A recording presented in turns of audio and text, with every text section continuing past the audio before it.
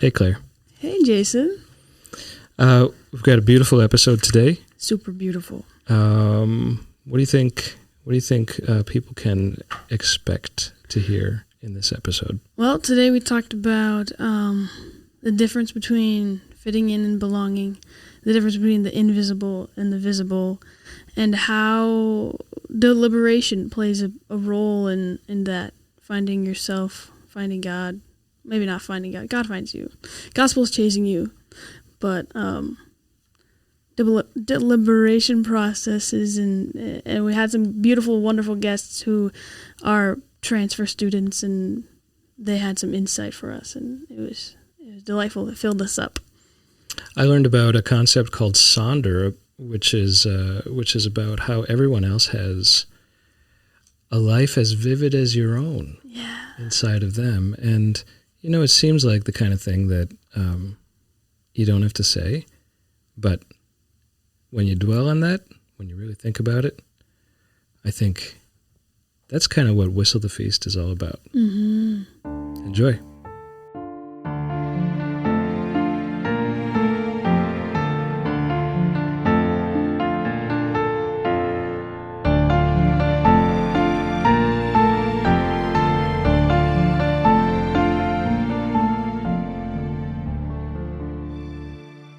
All right. We're just here. Right. We're here doing the thing. Right, let me.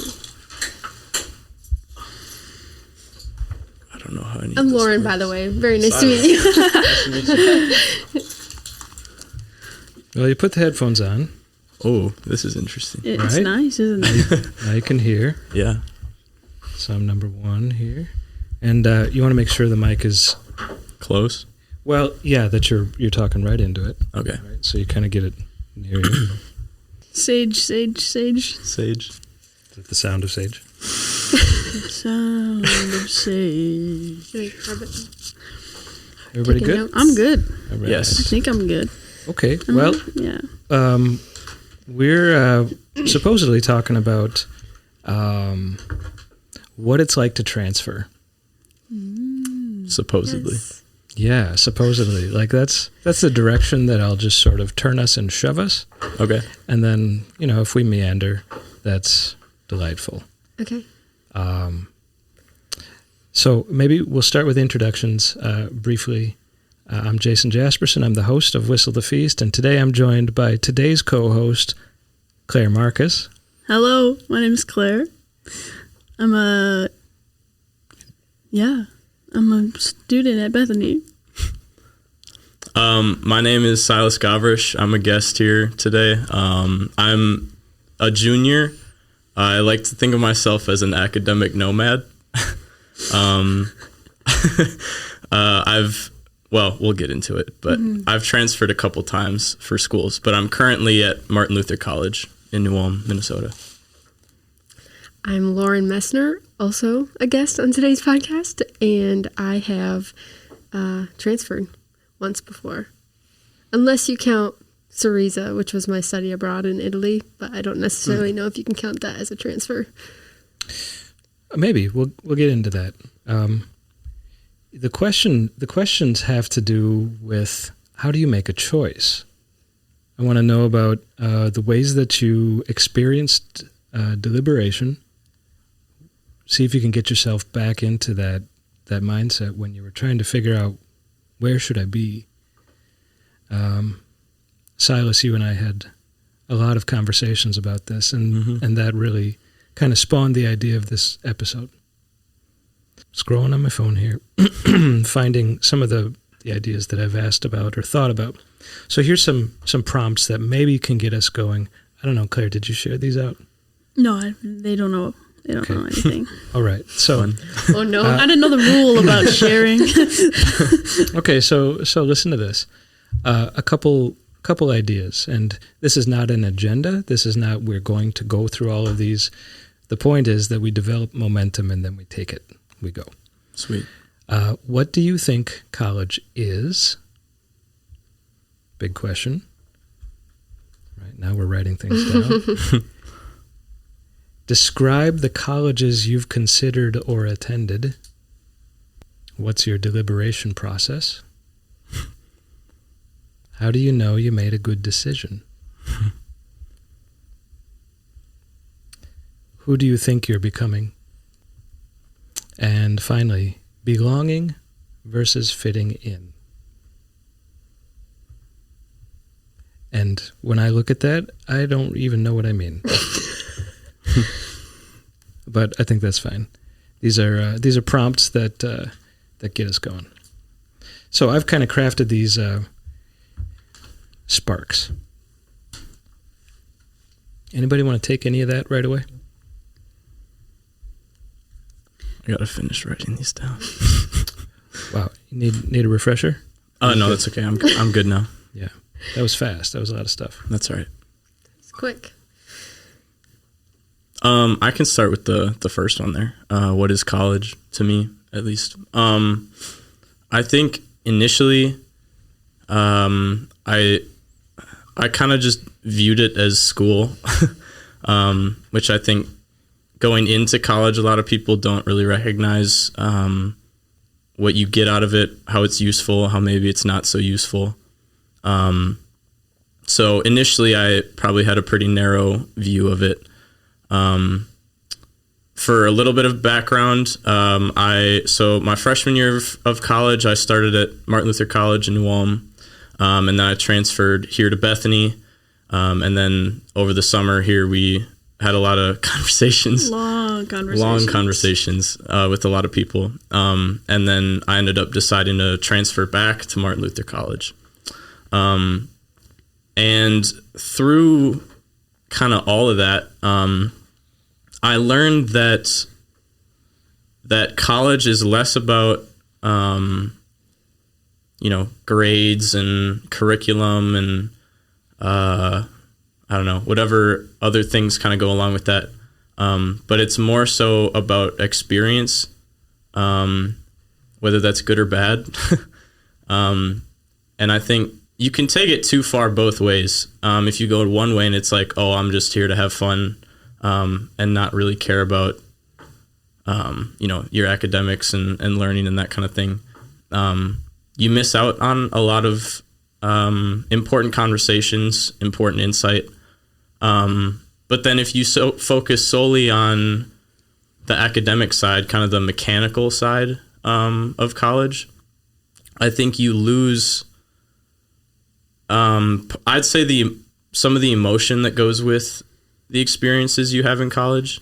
And I think that emotion is important for insights that, impact you through your whole life. So.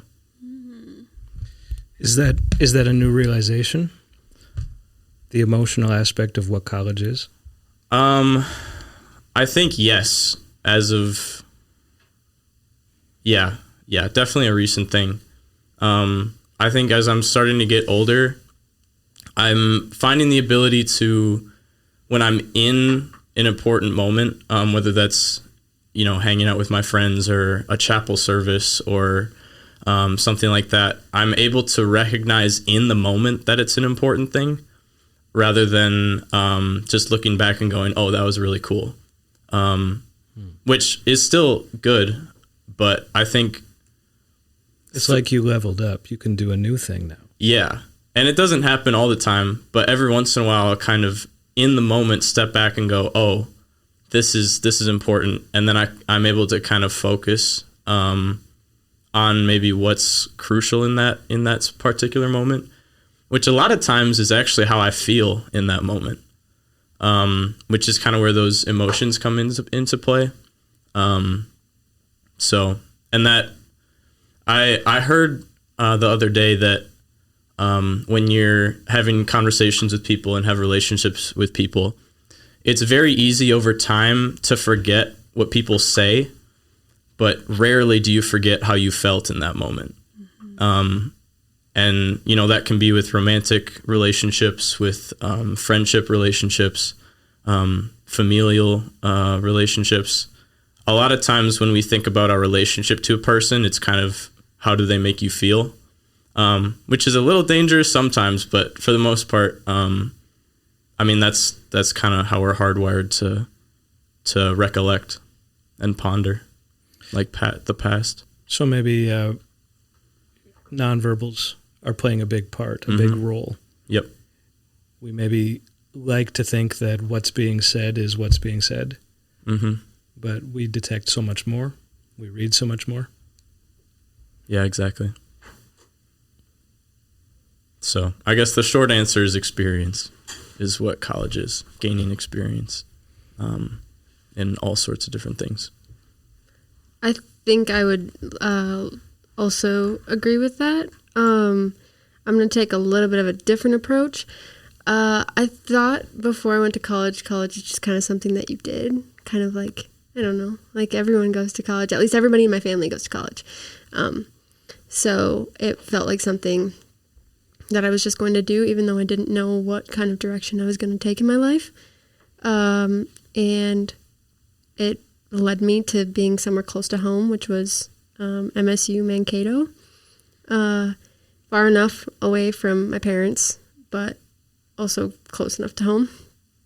And I definitely, during that, was really having a hard time figuring it. Like, I was very focused on figuring out what my major was going to be, or what was it this thing that I was going to do for the rest of my life. And I was having the hardest time figuring that out. And then I just kind of, I think I put it on the back burner a little bit and kind of became more focused on, or not focused, but I had in my head what college was and what the college experience is supposed to be. And I think if you look at the culture at MSU versus the culture at Bethany, they're very polarizing, I think, in a lot of ways. And so I knew I wasn't really figuring it out, which I think hindered my view, I guess, on what college was, because I thought it was like, oh, this is this thing that you do, and then you figure out what you're going to do, and then you're going to do that thing. And very quickly, I realized that maybe that wasn't going to be the route that was going to be mine. I think I knew it was going to take me a little bit longer.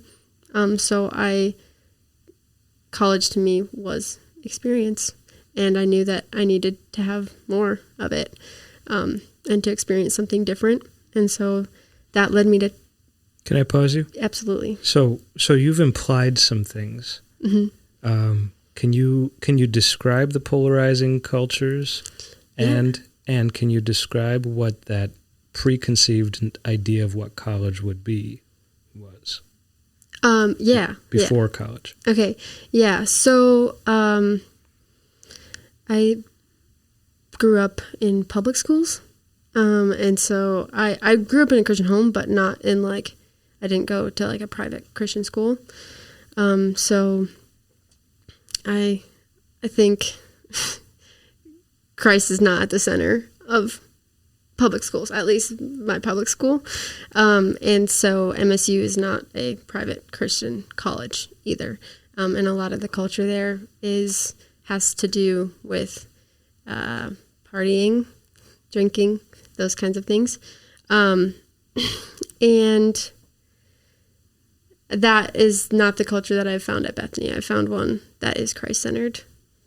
So, and this is my home for school. So I think that says something. But again, if we're not implying, my home is at a place that's centered in Christ. Yeah, we can imply, but every now and then I'll make sure, I'm kind of advocate for the listener. Okay. And so what about that preconceived idea? What did you think college was before you got there? I thought it just was a place of education, where you figure out what you want to do for the rest of your life. And college is where you did that. I felt that, high school, you kind of are supposed to have some kind of gauge in what you would like to do. And I didn't. And everyone was telling me oh, that's fine. You got time. But college is really where you find that thing that you your vocation or your job. That's the next step. Oh, and then after college, you get married, and then you have this job, and then you start your life, you have your family, and it's just kind of like a step-by-step process. You're describing high school mindset. The high school you thinks these things about the way life unfolds. I think that's what I thought it was. Yeah. I'm saying like high school me had that. Yeah, that's, and I think a lot of students feel that way about what it is. And I think for some people that is their lived experience. That is what they have, and that's great. But when I figured out that wasn't going to be mine, was difficult. But ultimately, like me sitting here today is like a lot happier that I am where I am now than having that mentality of like, I'm going to follow this rule book of how things are going to go. That's what I'm getting at with the last belonging versus fitting in thing. Is like, that comes from you. So I didn't write it. That's why I didn't recognize it. Yeah. So essentially, I was hanging out with your sister, and we were talking, and it was this thing. But fitting in is the thing you think you're supposed to do, right? You think you're supposed to go to school and do what everyone does, but Bethany stands to be the opposite of that, right? It stands out. Sometimes goes against the status quo, But to fit in, you have to modify yourself. To belong, you are chosen for who you are. And I think... Say it again. To fit in, you have to modify yourself. To belong, you are chosen for who you are. And I think we're able to belong here better because the entire foundation is God chooses us for who we are. He sees the broken sinner and we're chosen. And so that's what your friends bring to the table. That's what your professors bring to the table. Like, we can see each other a lot better and be more comfortable with being who we are. Like, in high school, I was not scared to start college, but I was so, these are the best people I will ever encounter. I don't want to make new friends, minorities. But, like, college has proven to me, oh my goodness, there are more people everywhere. And, like, good, incredible people. Like, and you don't encounter that if you're not true to who you are. And if you think you have to fit in, you're never going to belong. I think I 100% agree with you. I came from a little bit, I came from it on the flip side of things. I left school having no friends, like none. High school. Yes, high school. I left high school, graduated having practically no friends, it felt like. So that's where fitting in became essential. Right, no. Because if I fit in, right, then I have these people. You're more willing to modify yourself if you don't think that you're inherently valuable. Yes. Yeah. It became a big focus of... but then you end up fitting into the wrong crowd because you think you do what they want to see. They're your friend, but that's not real. Yeah. That's not a friend. That's we like to... Bunch of people wearing the same mask. Yeah, exactly. Lauryn, we lost track of your timeline.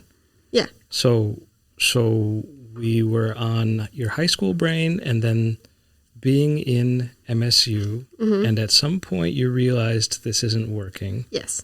Let's pick it up there. Okay, let's go there. What's that like? So that is a very confusing time. So I have an older brother who attended and graduated from Bethany. He's 10 years older than me, and he's married to somebody that also went to Bethany. And when they knew I wasn't, I had very open conversations about the fact that I wasn't necessarily finding what my path was or what I thought it was supposed to be at MSU. My sister-in-law just was like, hey, what if you take a look at Bethany? And I had toured. It was one of the colleges I considered when I was still in high school, but I ultimately chose MSU. And so I took Alyssa Messner now. I took her advice and I looked into it. And so it started out as just like going on the website and being like, okay, what does Bethany have to offer, or like why would I want to go to Bethany? And again, I think right away, it being a Christian college was that was like a big pull for me right away. But I wasn't necessarily sold on that. And then I was like looking at what majors Bethany had to offer, because I was, again, still very much like, I got to figure out what I'm going to do.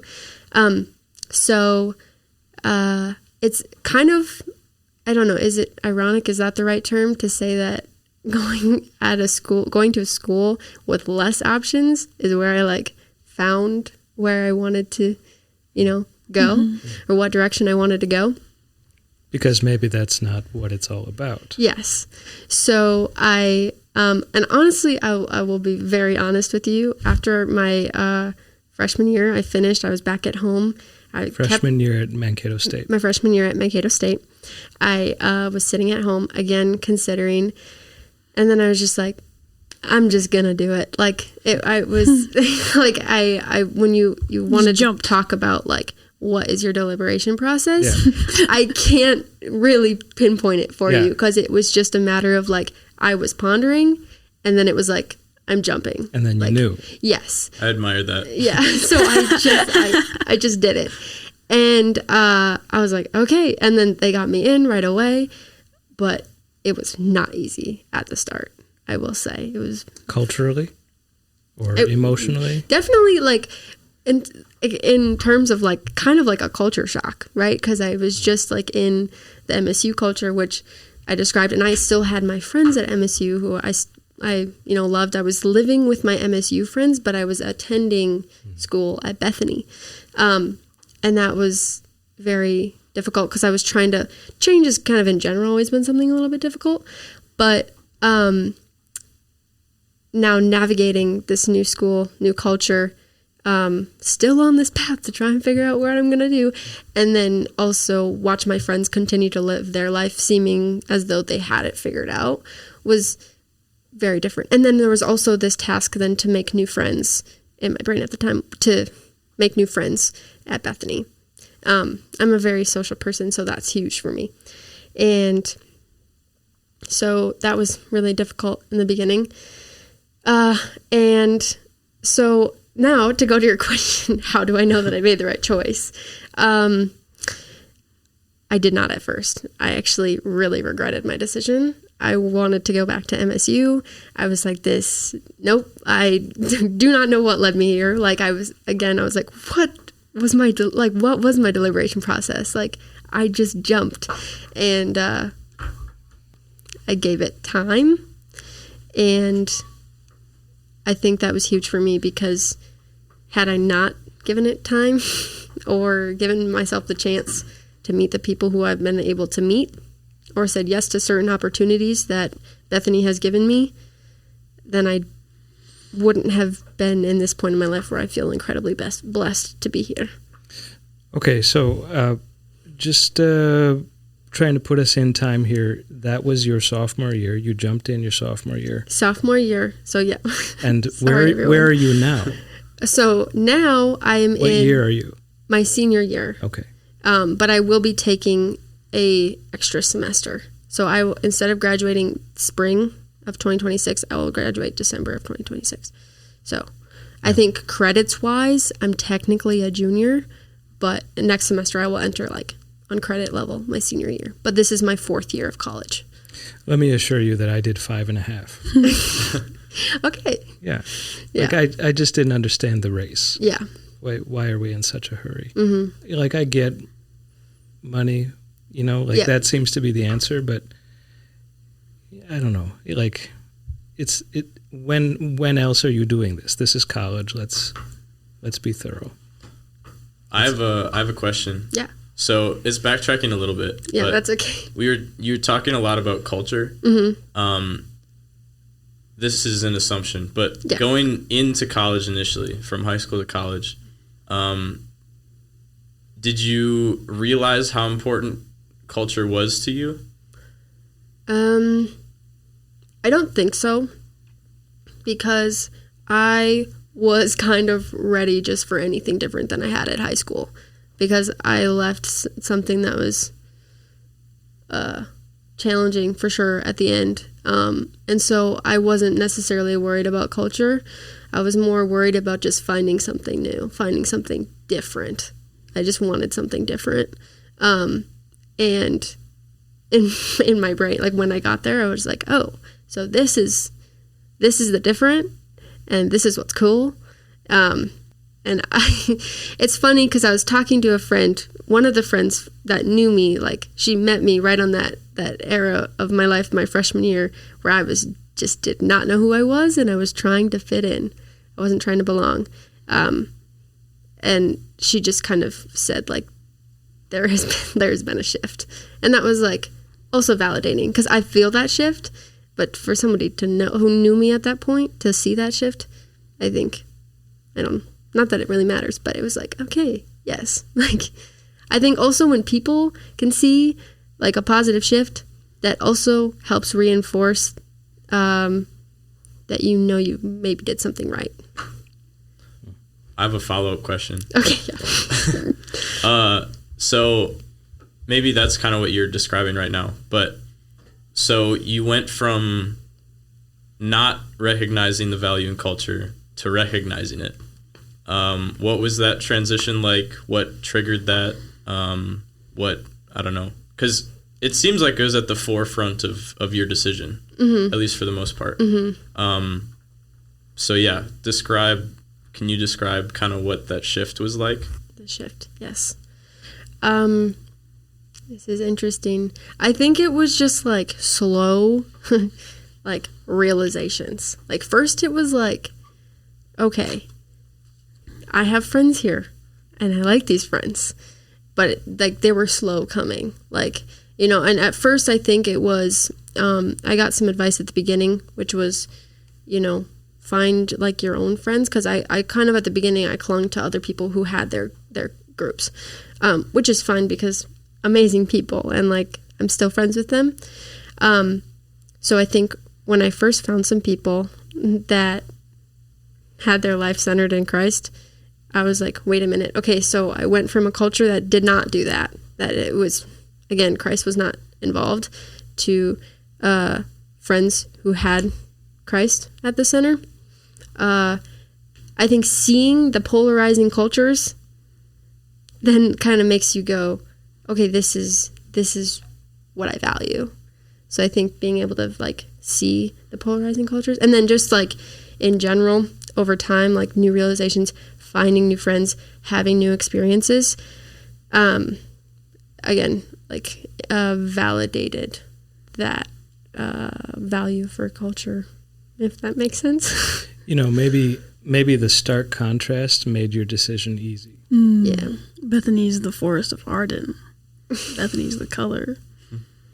What did you just say? As you like it reference? Come on, guys. I don't know what that is. You didn't go to the performances last spring? Sure. Okay, yeah. I didn't. I didn't either. The following what you think you're supposed to do, the black and white, the starkness, the only instrument is the drums, in the kingdom. You got the brothers who hate each other, there's the like casting out, Wait, you got to back up and just like name it. You're right. Okay, so the title, like you said, the show. As You Like It. This will be played like 3 years from now, so you have to be specific. You're right. Okay, As You Like It. William Shakespeare. Performed on the stage of the Sigurd Lee Theater at Bethany Lutheran College. Right in the middle of it. Right with the stadium seats. Back in the day with the. Yeah. Anyways, so the beginning of the play, you kind of like. These people are angry and there's this like hate towards each other and then there's these kooky crazy people in the woods who are wearing all this color and playing all this music and they're singing and they're dancing and they're showing you what life and love is about, and they find like a weary traveler and they pick him up and they're like, they shake him and well, they don't actually shake him, but they're like, you stay here, belong here, we will feed you, everything that is ours is yours. And I guess I kind of had this crazy realization that the outside, well, not the outside. There are good places like this, other places, but it's like a green space. It's like Shakespeare's green spaces. Okay, that's another thing that's not helpful. Okay, Bethany is the forest of Arden in the sense that it's just a group of people who have it kind of figured out and they know how to be joyful and how to dance and and there's a stark difference between like thinking you have to adhere to what society tells you in the black and white of the emptiness and the anger and the hate and all of the things that, I don't know. You did it. Yeah. Yeah, that's the stark contrast. Right. Exactly. So you're describing like fertile ground? Kind of. For growth versus not, I guess. Maybe it's well, like, you have to know the play that she saw or that she's talking about. Okay. That's yeah. It's vital to understanding right. this comment. It's like if I say it's Wakanda. Right? Well, you got to know that. Right? You got to get the reference. Otherwise, that doesn't make any sense. And I can describe Wakanda, right? But still. Yeah. I do think it's like Wakanda. And I think it's the Forest of Art, so. I'm going to go back to Silas for a sec. Right, yeah. So, can you tell me about whether culture played an impact? MLC is also a private school, right? Correct. Yes. I like this one. This is a good one. Keep going. So, right, you started at MLC, mm-hmm. Bethany, yep. now back at MLC. Yep. So, has culture played an impact, placed an impact upon your decision? And do you know whether or not you made the right decision? Silas's decision is much fresher than yours. This is true. Silas is weeks into attending his decision. I have a little bit of insight on that. Probably not as much as you have at this point, but yeah. So, so first off, the culture thing. Yes, culture played a big role. I think in a way they are stark differences, but neither was bad. That's what made it so tricky. I think Bethany's culture, I think it's more, I would say, creativity focused. I think, the culture at Bethany helps you think outside the box a little bit, kind of go down paths that people haven't gone down before. And then, so that's one side. It's very, very diverse, very creative. And then you go to the other side, like MLC, and neither is better or worse. But I think at MLC, it's more focused on, this is a path we've been going down for a very long time, and we've perfected it. So now we're going to take people who are here, and we're going to perfect them. And I think... Can you just elaborate, make sure that, don't assume that people know that path? Yes. So Martin Luther College trains pastors, teachers, and staff ministers for the Wells, which is in fellowship with Bethany, Wells and ELS. And it's been established for a long time. My dad, there's a whole, it was high school and college were on one campus, and then they split to be high school at a location, college at a location. But that institution, my dad went there, my grandpa went there. It's been there for a very, very long time. It's very tested. I think because it's been established for so long, a lot of problems have come up, but because of that, a lot of problems have been solved. So in that sense, in preparing pastors and teachers and staff ministers, it's, like I said, it's kind of been perfected. I wouldn't say perfected. Obviously, there's room for growth everywhere. But maybe honed. Yes, honed is a great word. Yeah, honed. And because of that, in my opinion, people who go there also go there to be honed. But it's not based in at Bethany, creativity, going down paths that we haven't gone down. It's tested. And cookie cutter sounds really bad. But it's a little bit of that. And I think, and the thing is, I mean, people who come out of there serve the Wells and ELS and their congregations and schools and families and homes exceptionally well. So, but stark difference in how they go about bettering a person. So culture-wise, like I said, very, very stark difference, but neither bad, which is back to what made it so tricky. What was the second part of what you asked? Well, I should rephrase the second question because you are more fresh. Like he said, it's been weeks, a few weeks. Can I ask how you feel about your decision at this point? Yeah. Jaksyn and I had chatted a couple weeks ago, and one of the things I brought up was that in making my decision to go back, there were a few expected difficulties, things that I was like, okay, these are going to be hard, a little tricky, but I'm going to do it. Like, this will be part of it. I understood that. Then getting onto campus, now been there for, I don't know, a month. Those difficulties are reality. But what I realized in that is that when I was going through my consideration, in my ideal mind, like perfect situation, these difficulties were still there.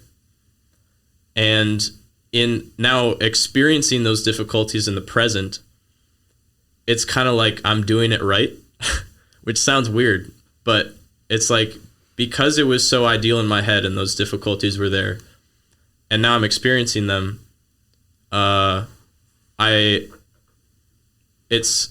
it's ideal.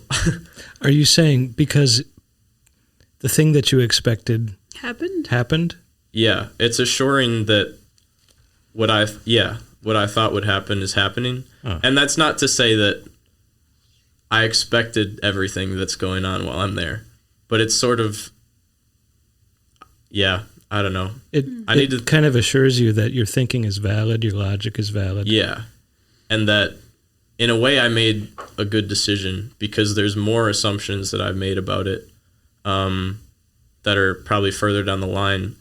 That it's like, well, it may not turn out exactly as I imagined. Oh, okay. It's like, it's not like I was completely wrong about everything I had thought about. It's like, okay, this is the progression I'm going on. These are the things that are occurring, good, bad, whatever. And that my thinking was sound and that I'm going down the path that I chose for a lot of reasons, versus going down a path and seeing all these things that I was not expecting at all, and going, well, what am I doing? Because this is not what I wanted, I guess. So the expectation coming true of the expected problems is assuring you that the expected return will be what you're expecting. Mm-hmm. Got it. Okay. You feel prepped. Yeah, exactly. He's got what he signed up for, and so now he'll get what he's signing up for. Yep. I guess. I think that's a really insightful thing to notice and then to have words for, to say. Some words, maybe not the ones I want. But. Well, I'm serious about that. That's not an easy thing to verbalize. It's a nuanced observation. Lauryn, I never knew about how fast your decision was. I didn't know much about you at all. Yeah. Right? Yep. Except that sometimes you're nice to me and you talk to me. Ditto. Occasionally, right? But not enough. Not enough. This is nice. Yeah. Silas, I feel like deeply involved in your extensive deliberation process this summer. Yeah. So Lauryn's deliberation process was like snap a finger. This is it. Right? And Silas is the opposite. Yes. And that makes for a very interesting conversation, right? We have the same result in that a choice was made about going to a school, and the process happened in different ways. So it's easy to describe Lauryn's, or what? I mean, we're done. Let's try Silas. Oh, sorry. I'm talking about you. Say some. Yeah, you're trying to redirect us. We want to get to you. Okay. Tell us some more about the logic and, let's say, the kinds of things you were thinking about, and the kinds of ways that you were thinking. Method, right? Method. Issues and your method. Yep. So, yeah, very extensive, which is kind of how I'm wired, I guess. But yeah, I guess we'll get to that, and it'll become evident as I keep talking about the method. So initially when I first started considering it, it was right after call day at Martin Luther College, where they essentially gather all the graduates, teachers and staff ministers. The pastors still graduate, but then they move on to seminary. So I'm sitting in the gym and seeing friends of mine and people that I knew when I was there my freshman year, and people I didn't know, and all their families hear where they're going to go serve, and seeing the emotions on their face, some tears, some just exaltation, I guess, standing up and cheering and pumping fists and stuff like that, and occasionally some sadness, but I don't know if that was necessarily grounded in like I don't want to go there, as opposed to like my whole life is changing. Anyways, so I'm experiencing all these emotions kind of through these people that I'm watching, and I'm sitting there and I'm like, this is powerful, this is amazing, and I wanted a piece of it, but I'm a very calculated person. Well, that weekend was paired with your aunt too. It was. Yeah. Good, thank you. You're welcome. My aunt, Beth Wolf, she teaches here we're in Mankato. She teaches in New Ulm, which is where Martin Luther College is. And when she had call day, when she graduated, she got her call to St. Paul's New Ulm, and then served there for 40 years and never took another call, served there faithfully, was an incredible teacher. And the same day that call day happened was her retirement, service and party and stuff like that. So there was the combination of new calls with the ending of faithful service. At least in the public ministry. Obviously she still serves faithfully. But I guess seeing the two of the beginning is awesome and the end is awesome made me want the middle. You know what I mean? Mm-hmm. Like I wanted the process to be able to be at the beginning and then serve and have served faithfully and kind of see the fruits of my labor a little bit. An example of that would be the night before call day, my aunt she taught kindergarten. So the night before she had like a little play musical thing with all of her kids that, they sang songs and Bible passages and stuff like that.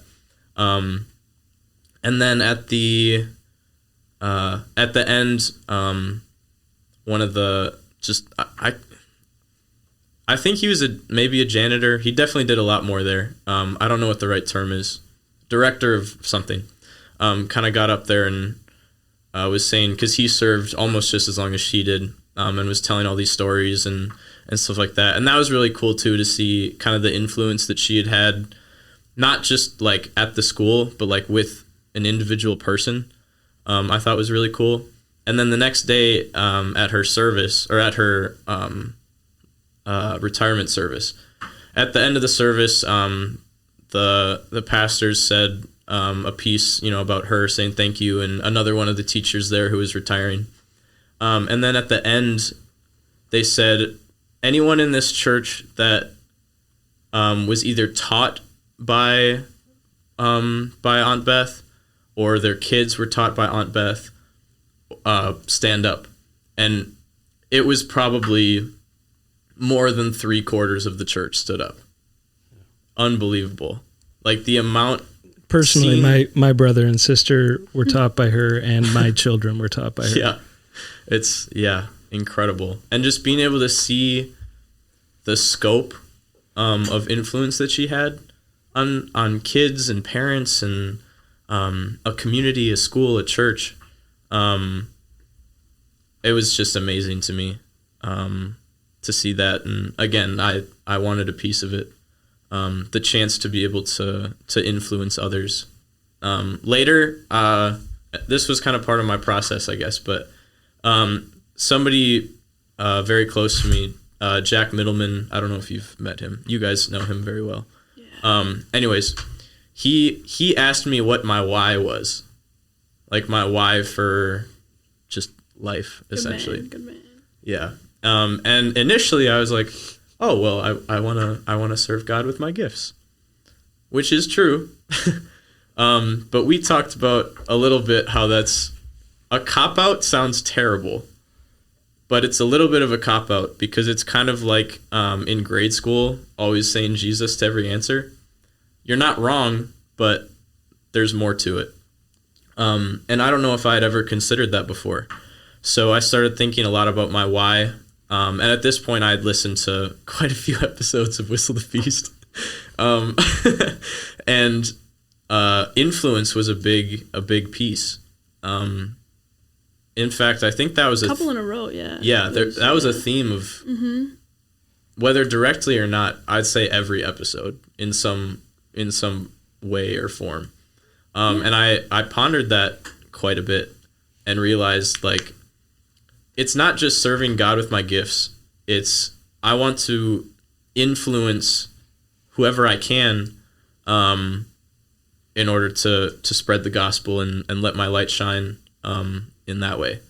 So influence was kind of my why that I discovered through that process. And then part of that process was, okay, how do I do that?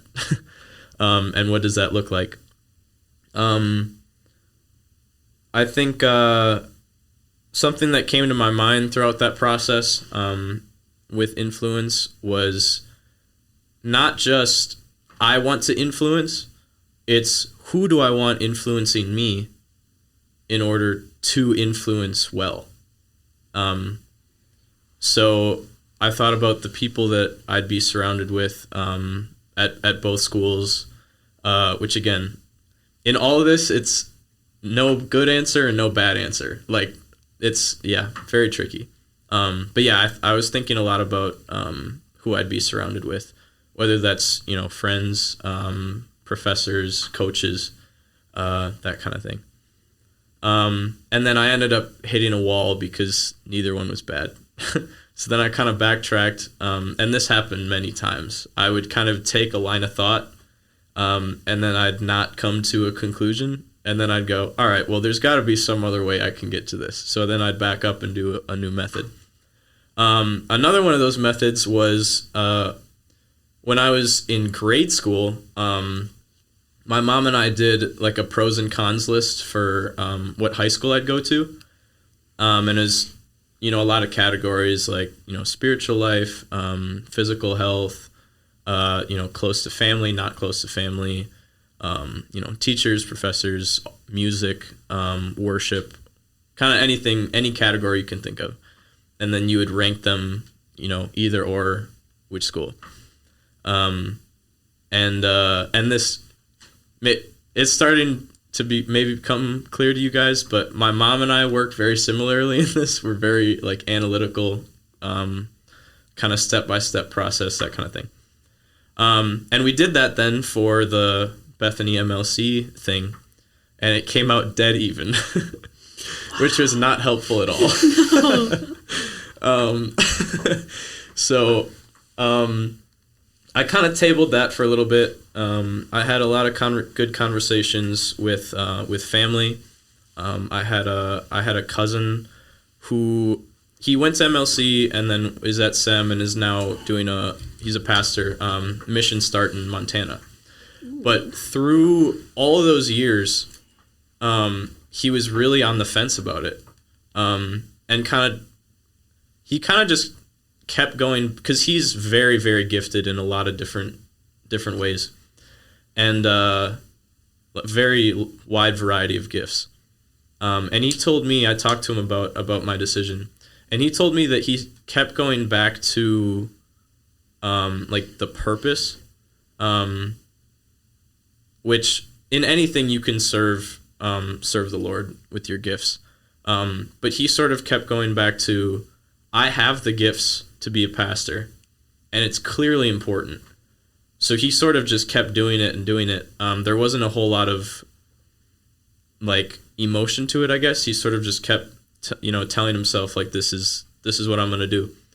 And then the further and further he went along and kept doing it and doing it, this passion just rose up out of him. He just loved every bit of it. And the Mission Start is perfect for him. He actually, for a while, he wasn't like super outgoing. And then doing a Mission Start, obviously you need to talk to people to get them to come to your church or your startup. So in that way he was challenged. I've been thinking a lot about tension, difficulty. I haven't really gotten to a specific conclusion yet, but essentially the idea that tension promotes growth, and that comfort, while is still important, promotes stagnation and even decline.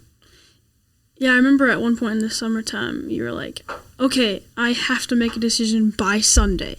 It's like, this is my deadline. I will know by Sunday. So we open up this conversation, we're talking, and it's the same back and forth. Like, he brings up a point. Obviously, I want him at Bethany, so I'm saying stuff. And then at a certain point, he goes, okay, what about fear? And I was like, well, you wouldn't be scared if it didn't matter. Like, you've just never been faced with such a high stakes thing. Like, if you go through a lot of life kind of just doing what kids do, like, you don't have to do anything really. So then all of a sudden it's like great option versus great option. I'm scared to choose both. Like, how do you come to terms with that?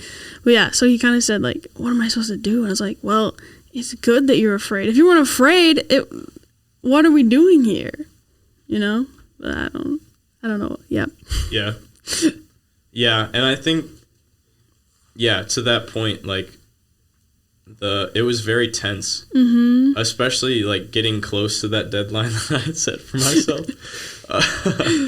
Sunday's coming up. On that Monday, I was like, so what did you decide? I feel like we haven't heard an important ingredient for you in soccer. Also, what you did here. Talk about soccer. In your major, what you wanted to be too. Here? Yeah, soccer and major. Yeah, so for our readers, I have played soccer my whole life. It's a big passion of mine. So I played my freshman year at MLC, and then when I transferred here to Bethany, which is a more successful program.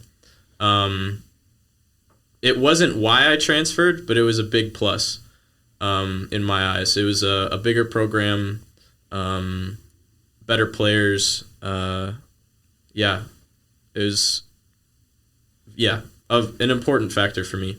But I transferred here mainly to do psychology. Initially, I'm still very interested in it. Initially, I was looking to do counseling, Christian counseling. That's why I ended up at Bethany. And then soccer was, like I said, an added bonus that I enjoyed. Okay, so I think you're still working on your deliberation, your methods. Maybe? I'm not sure. We've derailed you a little bit. Yeah.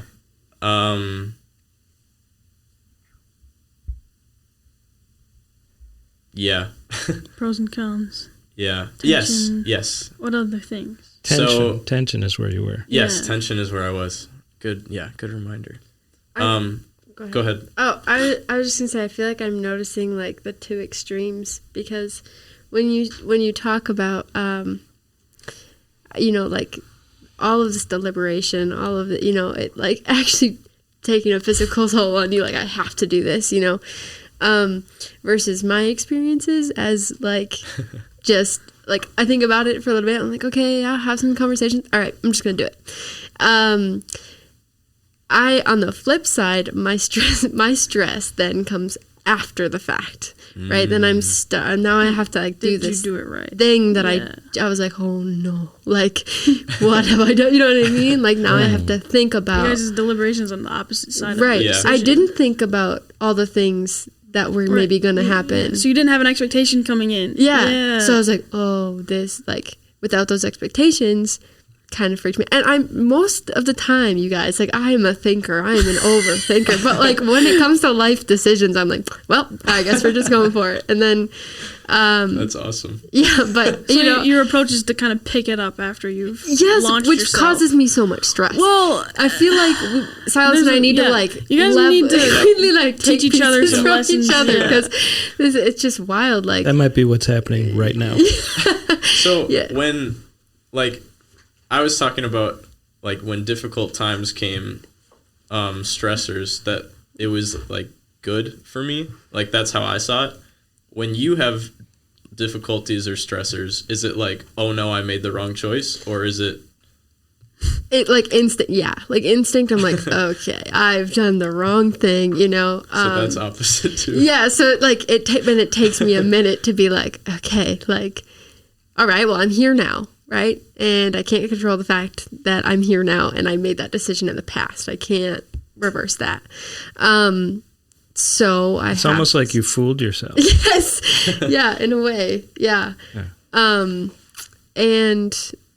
it's funny because I keep doing it in certain ways, and not every time is it like oh my goodness, what have I done? Like when I decided to go to Italy, that was I think I made the decision like day of. I thought about it. Like I was like, oh, maybe I'll do it one day, but I didn't put serious thought into it until first day of fall semester of last year. So my first day of junior year, I was like, all right. I appreciate the commitment. And I'm going to do it. That's and it was brave. One of the best things I've ever done. Mm-hmm. Like that was the best experience of my life.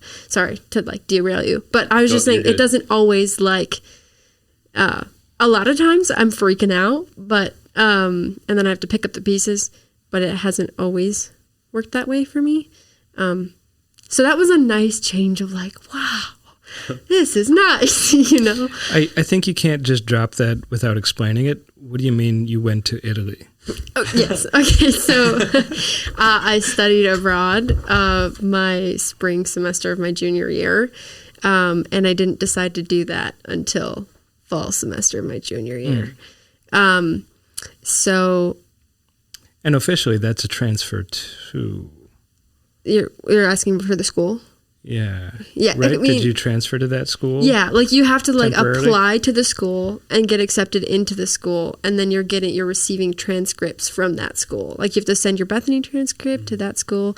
So in a way, and the courses there have to translate. Yes. So yeah. And there's like a third party school in there somewhere because like they have like the Italian school has an American presence. Yes. So they're like, that's where I would get like, that transcript from that middle school is the transcript that Bethany would accept back to be like, oh yeah, you got these credits. Oh, for like American standards and whatnot. Yeah, stuff like that. Yeah. So you sort of free fall for a semester, like you you're going to Bethany, Yes. right? But you're not. Yeah. Everybody knows you're coming back, but you're just going to like fade out there into the world and then come back. Yes. Which that was one that, I mean, I think I didn't let myself think about it going in, because I was like, the more I think about it, the more I'm going to spiral. And it was good for me because I had a conversation before. I was like, oh, maybe I'll wait to do it like in the fall, like, or something like the fall, like this, so now. And someone told me like, hey, then maybe you won't do it. And I was like, yeah, you're right. Let's just do it now. So it really did not take much convincing. But I think once I got to the point where, okay, I applied, I got accepted, and now the money's involved. And that money ain't coming back. I was like, now I just got to deal with it. Like any kind of nervousness, any kind of anything, there was almost a comfort in the fact that I can't go back. Like I have always, to go back to this kind of thing about making split decisions and then having to pick up the pieces, it's really scary for me in that moment because I feel very stuck, and I hate feeling stuck. And I actually am a very claustrophobic person, so mentally, right, I feel stuck in those decisions, and now this is where I have to be, and then I want to do anything I can to get out, right? I'm like banging like on the walls of my brain. You just want it to be over. Yes, right? So that uncomfortability, I hate it. I hate it. And everyone knows the quote, like, what, get comfortable being uncomfortable. Yeah. I haven't succeeded in that yet. But like I try to remind myself of that. Well, let's say Italy, like let's put you in that quote, get comfortable being uncomfortable. Right? I think maybe that satisfies that quote. That's true. I will say, like, it is really odd, like, for someone who doesn't like change, for someone who hates feeling stuck, and I'm now in another country. I mean, I could get a flight back, but like I am across the seas and just have no way to just drive home. I am kind of physically stuck there, at least for a time. I experienced maybe 20 minutes, like when we finally got to we got our taxi and we got to our Airbnb, I experienced maybe 20 minutes to a half an hour of anxiety. And after that, I did not feel it once for the rest of the trip. That's amazing. In terms of I'm glad for you. I know. And like, I cannot really explain it other than I'd like you to try. I've always loved to travel. Like, it's always given me something that I can't explain, whether that's like, if I try to put it into words, maybe it's an escape. I don't really think that's what it is.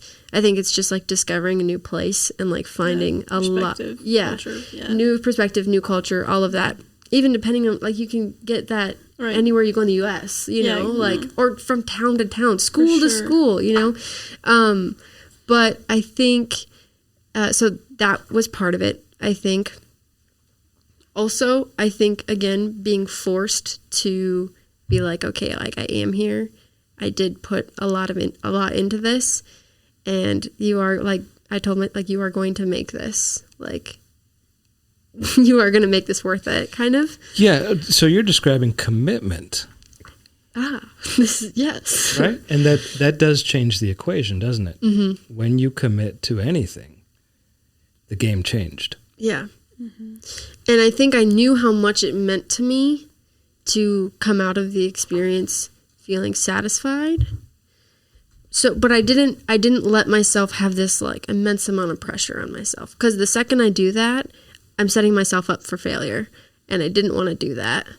So I just went into it being like, you are just going to go in every day and experience, just experience. And like, I knew I was going to have bad days, of course.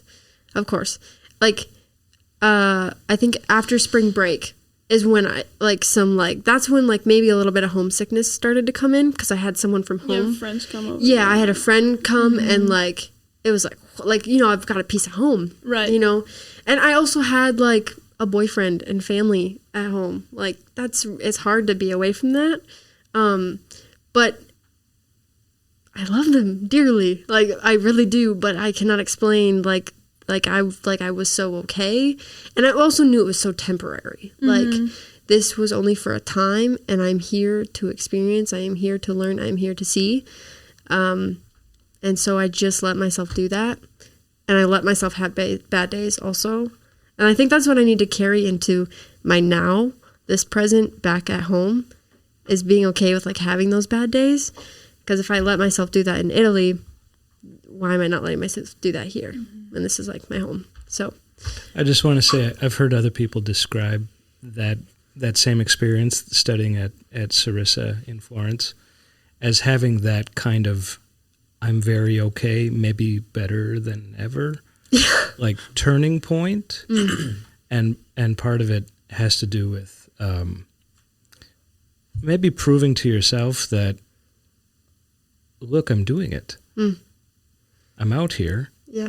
And I'm fine. The water's better for you in Italy, too. I will, you guys. But you have to pay for it at every restaurant. Yes, you do. Side note, I have never, like, felt better. Yeah, physically. Like, we're not going to dive into that. You're walking here, but that's just side note. Yeah. I don't know. Just, it was definitely, and then coming back was that was, I think more of the difficulty about the decision came from having to come home. That was just another shift. So having to come home. You find out that we're out here on the prairie. Yeah. We're still in the colonies out here. When you come back from someplace like Florence, it's like leaving the Elven Kingdom or something. Yeah. It was a summer for sure. I had lots of ups and downs. But when school started, and I was hesitant to come back to school, but I'm here now, and I was reminded of the culture that I have, the community that I have here, and on another level, it's like this year has been the best in my college years so far. Now, you can say that because I went to Florence, Italy for a while. Yes, but like also, I also had a lot of realizations in the people who like I surround myself back at home.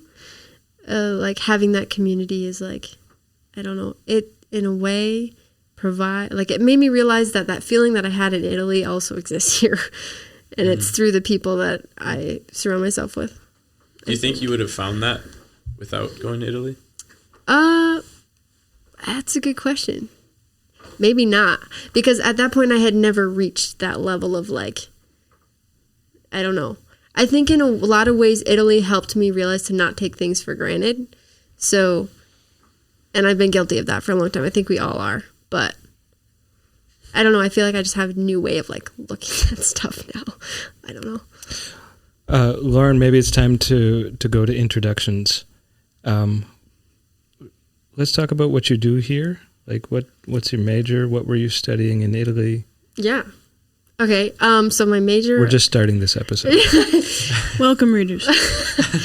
My major at Bethany is media arts with an emphasis on photography. And when I started at Bethany, that was also a major decision. We can talk about that another time. But yeah, so that's what I do here. And then at Sarissa, Santa Reparata International School of Art in Florence. Yes, Florence, Italy. That sounds so cool. It is. It's very cool. I studied art, and a big focus was photography, but I was getting to use a medium that you can't necessarily, you get to experience it a little bit in like the photo 1 class that's offered here at Bethany. You get to have, which is the film camera. Mm-hmm. You get to do that like once and go through that process. But that was all my class was. My photography class was only film. And I also took a painting class, and I had painted like on Pinterest, like, you know what I mean? Just growing up, or just getting ideas off of there. But like I was physically, actively painting what I was seeing in front of me. And and I didn't hate what I was making. And I was like, wow, like this is... It's surprising how that will change your life. Yeah. People don't get it. No. Like their eyes have been closed their whole life. They didn't realize it. Mm-hmm. I'm biased. Yeah. Well, I mean, yeah. But it's real. Yeah, it's real. It is. It was cool too because like I know a lot of artists. I was just really appreciative of the way that he taught us, was because he taught us not in a way to like sketch out your art first. It was just like just take your paintbrush and just start going, and then you like fix your mistakes along the way, which. It's was the way that you make decisions. Yeah. Put the paint on first, okay? You found your soulmate. Yeah. So, that was really cool. I wasn't expecting to find those, I guess, like when it comes to photography now, I think I look at it a lot differently. I mean, the same because you're taking pictures, but also I have a new perspective on it. The lens finder. I'm looking at life through the viewfinder. Yeah. No, I think it just, I think what was cool about it was I was like actively working with my hands, and film lets you do that. Film photography, let me specify. So that was really fun. Like I was just making stuff, and then I was making it in a really cool place. The stakes are a little higher with film too. Yes, yes. With digital, there's kind of this feeling of infinity, all the memory that you can use. Yeah, with film, you really have to like as my professor over there, it helps you like hone in on your craft, because each roll you only have 36 exposures or 36 pictures. You better be taking good ones. Yeah, exactly. Yeah. You gotta you can, sometimes you have to like retry, but like you want to make sure your framing is good. You want to make sure everything is, picture perfect. And then sometimes you take the photo and it's still bad when you like look at it. And you don't get to find out until it's physical. Yeah. Mm-hmm. Like you have to, you actually just don't get to know. You have to just hope you're doing things right. You make sure that your film doesn't see the light, and then you put it in a canister and you put all these chemicals in it, and then that's when you get to see, which is kind of, right? Like how it is for me. Right. So you just kind of go for it, and then... No, you got to spell that out. Make sure the readers hear what you just thought. Okay, so when you take the photo, right, and then you have to go through this process of not knowing whether or not it's going to work out, and then at the end, that's when you get to see whether or not it works, and whether or not the pictures turned out, or whether or not you took the right picture. So... Yeah, but you just made a connection, right? Yeah, to my life and how I make decisions. There you go. Yeah. Okay. Yeah. Making sure I'm here for your readers. Yeah. We see a lot of sparks and eyes when we are in person. Right. They don't. Nonverbals. Yes. Yeah. So anyway, yeah, I just that the whole experience gave me a new perspective on how I look at photography, at art, and just kind of the way I interact with the world a little bit now. So. Okay. Not that saying you have to study abroad to do that, but that's just what it did for me. Right. And officially that was a transfer, so we're exploring that. Silas, well, you transferred to Bethany. Let's go back to that decision-making, that deliberation.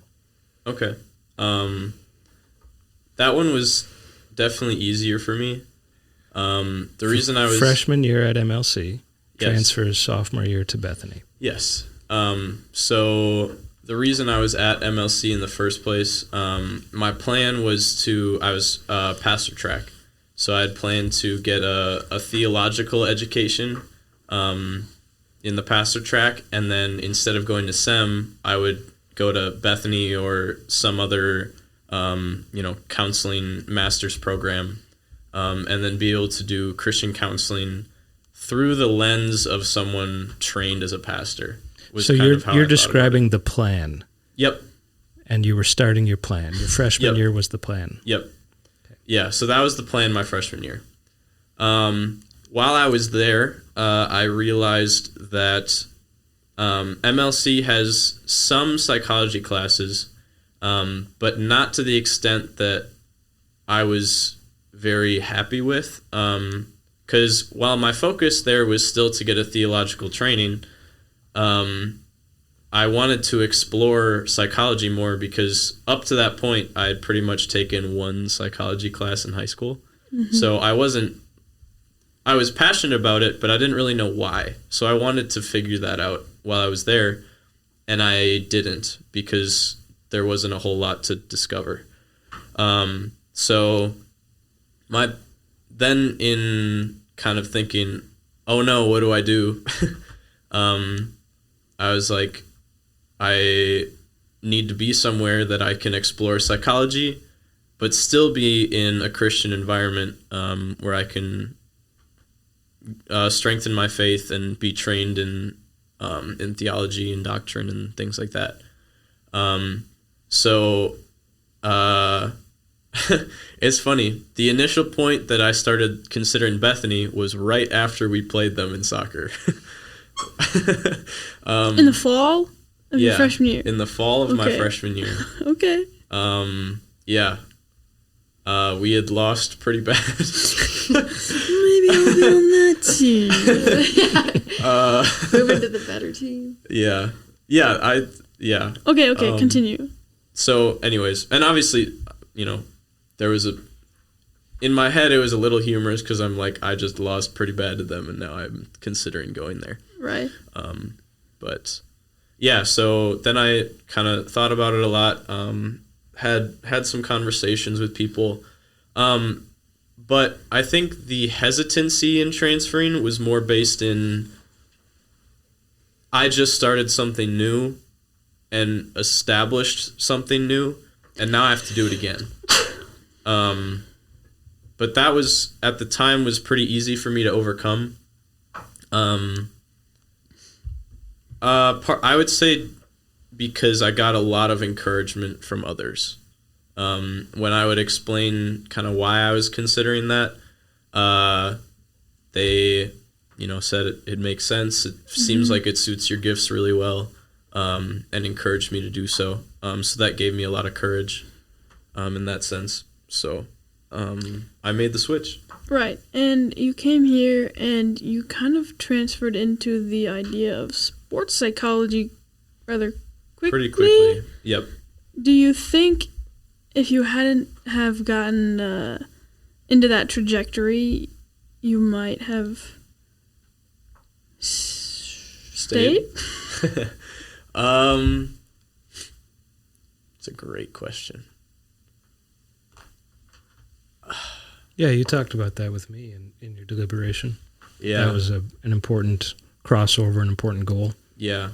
Because it seems like when you decided from MLC to come, it was just for more breadth of psychology classes. It's like, let me feel it out, let me test it out. Yep. But and then when you got into one kind of area? Yeah. Yeah. I think I discovered pretty quickly that psychology is something I'm very passionate about broadly. So then, and I, to be completely honest, within psychology, I was like, well, there's school counselors and there's clinical counseling. I don't really know what else there is. And then in one of our classes, Psych 290, we kind of, the class above us kind of did an exercise where they explored, and I guess we did that too with our posters, right? No, your poster is the career. Yeah. Yeah.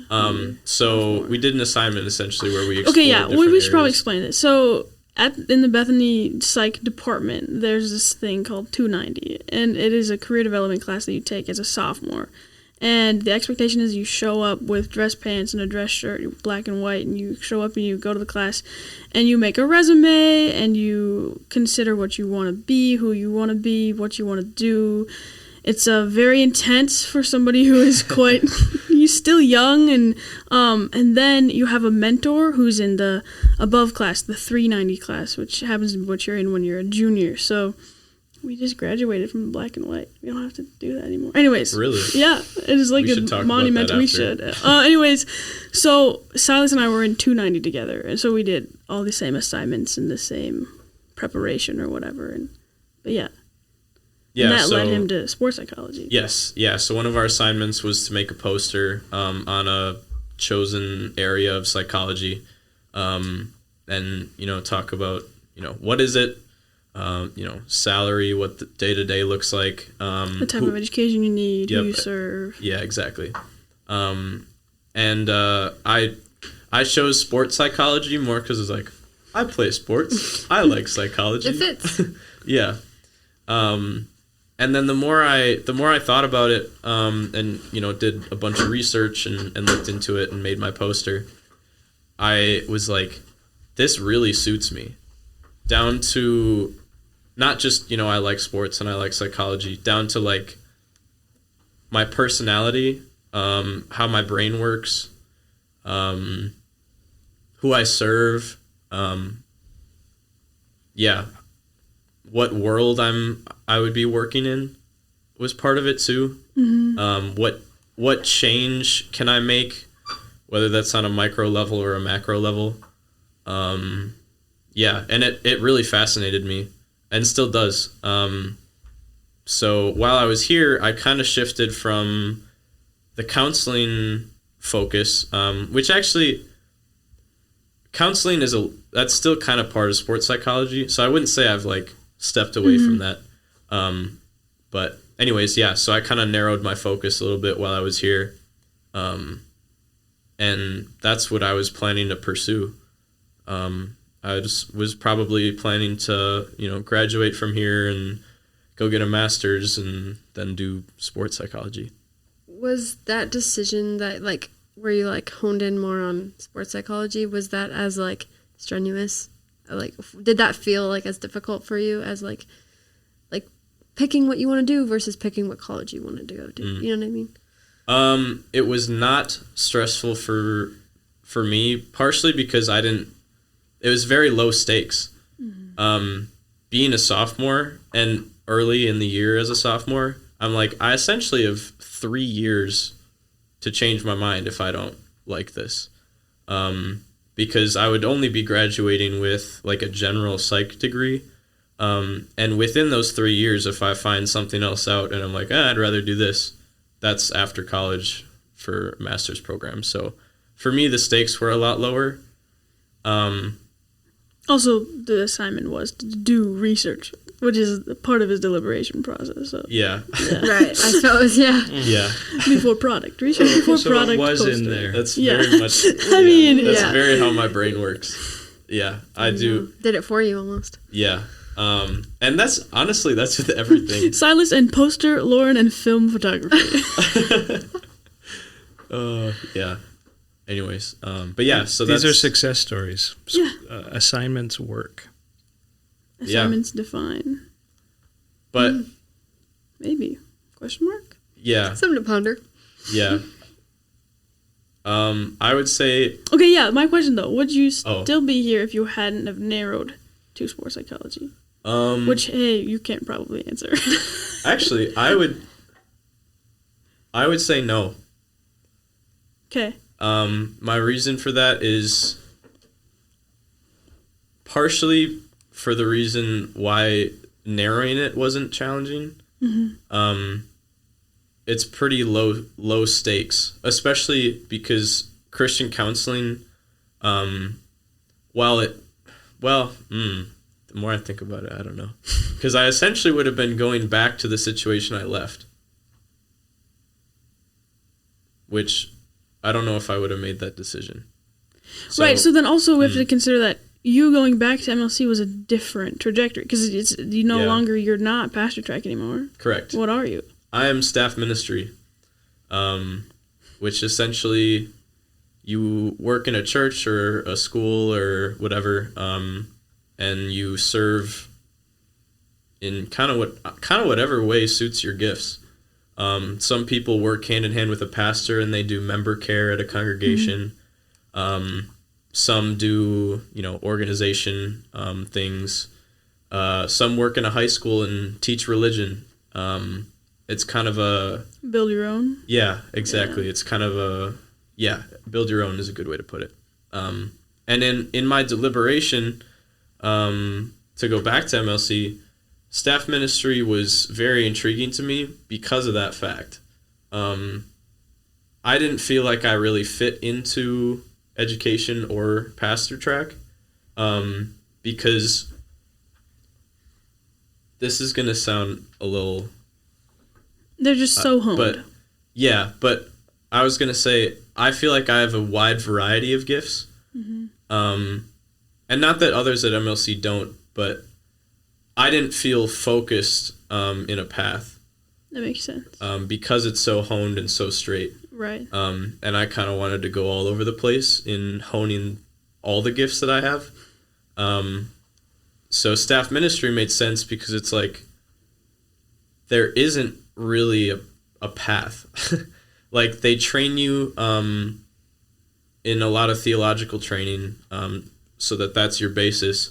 But then beyond that, it's kind of whatever you do your strengths. Yeah. Yeah. It's kind of like Bethany embedded into like, MLC. It's the most liberal like arts way you can do MLC. And I was not aware of this actually going back.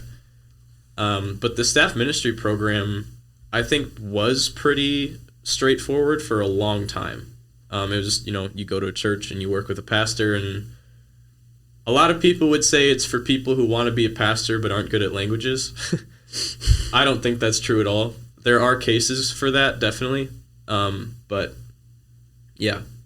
Anyways, but now they're starting to break into some more diverse things while you're in school.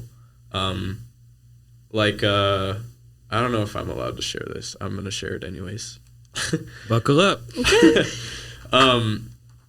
They're working on a thing where, they're working on a thing where you would, if you're interested in, say, counseling, you would do 3 years at MLC, and be trained in the theological training, and then do 2 at Bethany to get certified for counseling, clinical counseling. And then you would, instead of going to like Christian Family Solutions or something like that, I'm doing air quotes for our readers, your clinic would be at the church. And it's like a church technically counselor. You're a staff minister, but you're you're trained to be a clinical counselor. That's brilliant. Yeah. See, like if I was in high school and that was an option, it wasn't. And I think we had a meeting with all the staff ministry majors this past week, all 17 of us. And we kind of just talked through, that's only one of they're working on other things too, like staff ministry with like a tech focus, where you'd be working at churches with, audio, visual, kind of creating a service in that sense. And there's other things too. But, what was my point? Had a meeting, 17. Yes. And we're struggling to get the word out. Like, people for so long have kind of dismissed the staff ministry program. Yeah. It's kind of like the way the Holy Spirit gets tossed aside. Yeah, exactly. Right. No, of the three. Yeah. Yeah, exactly. The one that dwells in you. Yeah. Unfair. And unfair. We're struggling to help people realize what staff ministry really is. And I think partially because the culture at MLC is like, this is your path.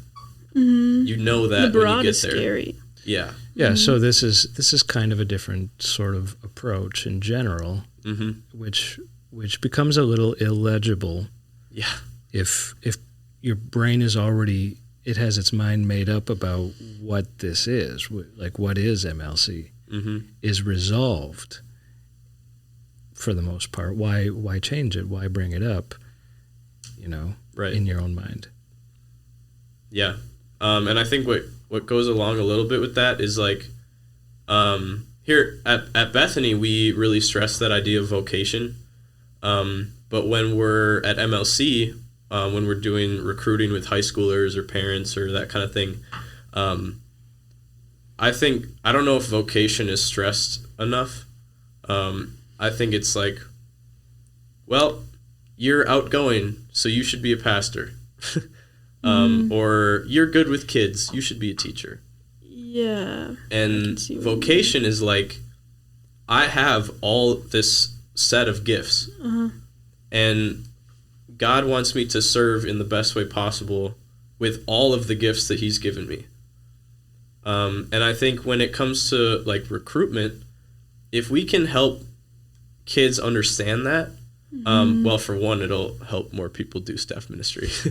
But I think the bigger implication of that is you don't have to go here to serve the Lord the best to the best of your ability.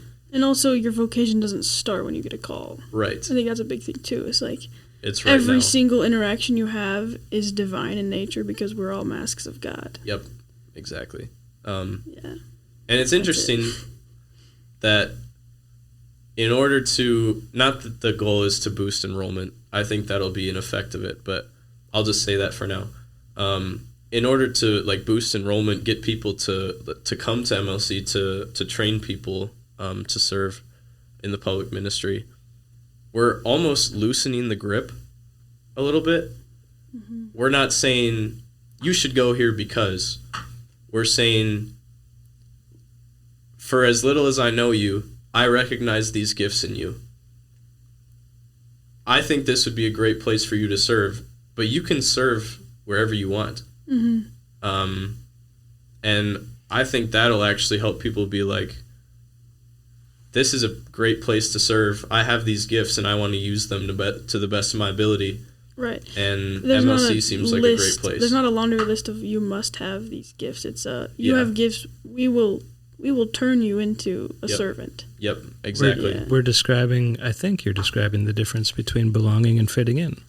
Yes. Yes. Good segue. Thank you. Yeah, exactly. I have another one, Okay. which is pretty good. Okay. I suspect. Okay. This idea of build your own, hybrid, like the build your own pathway for staff ministry.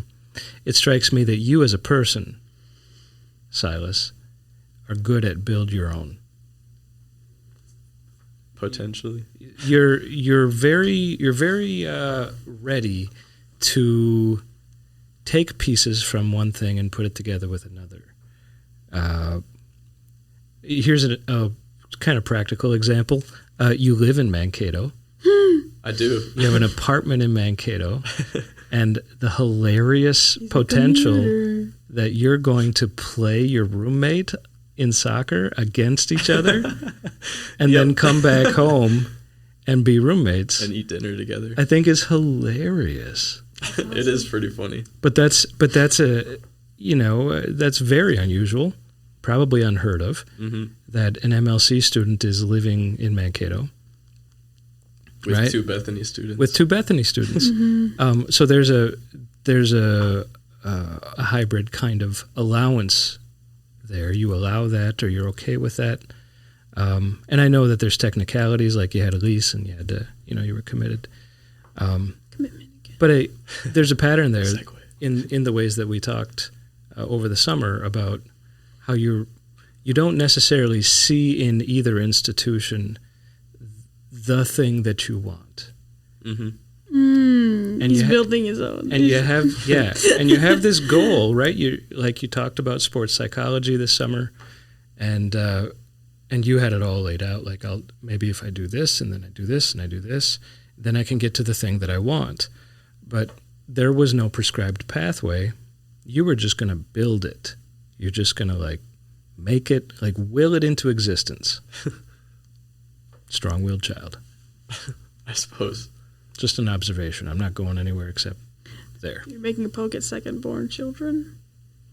I didn't say second. I said strong-willed. Sorry, I thought you were to the birth order. Okay, I sorry. am second-born. Is it a thing? I don't know if it's a thing. I have no idea what you're saying right now. Okay, let's not talk about it then. Okay. All right. We didn't. Talk about what? I don't know what you mean. Okay. How about let's go to becoming. Right? I mean that segues pretty well. So the build your own future, right? I hinted at like Silas's intentions and how the choice for school has to do with that idea of the future. You were talking about influence earlier as maybe the biggest thing about college. And I think, Lauryn, you were implying it as you were concerned about the way you were being influenced at MSU, Mankato State. I think I'm confused. I think it's actually Minnesota State University, Mankato. Yes, I think that's what it is. Yes. Changed, it used to be Mankato State, but now it's Minnesota that change State happened University when I was Mankato. attending there. Yeah. And that was... It is very confusing. Yeah. Anyways... Chaplain Wilstead still calls it Mankato State. Of course. Everyone knows what you're talking about. Yeah. He went to Mankato State. Yeah. Since I said that, he went to Mankato State and he got a studio art degree. He has a bachelor's degree in studio art and is the chaplain. You guys are similar. He also knows a lot about the culture. Yeah. Build your own. Right, he understands that. BYO. And I've been to some of those house parties too and felt What? felt a felt a fish out of water. Yeah. You know? In fact, I remember a hippie-ish guy walking up to me like saying, "You ever felt out of place?" Yes, sir, I have. Right now. So anyways, influence, right? And who are you becoming and what's the college sort of role in becoming? Let's go there. Turn your eyes to the future. I have a thought on future. I believe it. Tell us, Silas. I've been, well, since it's out there, in my drives back and forth between New Ulm and Mankato. Too much time to think. It's a lot of time to think, which is good and bad for me. Anyways, but I've been pondering the idea of proximity, like how close you are to something. And particularly, I think there's a few directions to go with that that I've all thought about. But particularly, when it comes to how close you are to the next thing. Like, how close am I to graduating? That's a pretty easy one. That's time, not space. Correct. Okay. How close you are to being married. How close you are to your first grown-up job. How close you are to having kids, that kind of thing. And the reason this came up in my mind was because in my deliberation process, there was a lot of, and again, this is just how I think. You mentioned, Jason, you mentioned it a little bit already. But I thought out kind of every step of the way and what path that would take me. If I go back to MLC, what's next and what's next and what's next? If I stay at Bethany, what's next and what's next and what's next? And we definitely talked a lot about it doesn't really matter.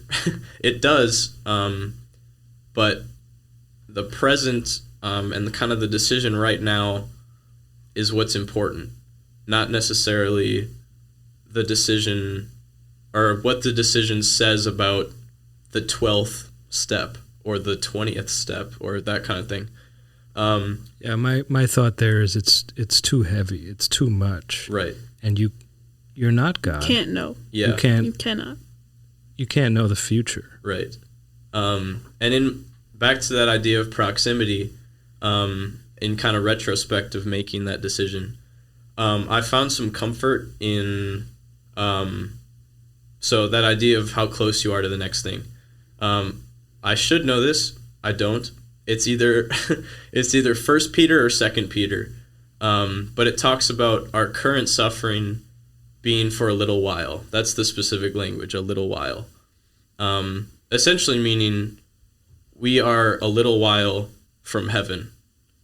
When we say a little while, it's not like years and years and years. A little while is like, how long till we get to Grandma's house? Oh, a little while, hour, hour and a half. It's not a large amount of time. And then when so we are a little while from heaven. Proximity. How close am I to heaven? And then I'm like, well, if I'm only a little while from heaven, how close am I to being married? How close am I to the next thing? Extremely close.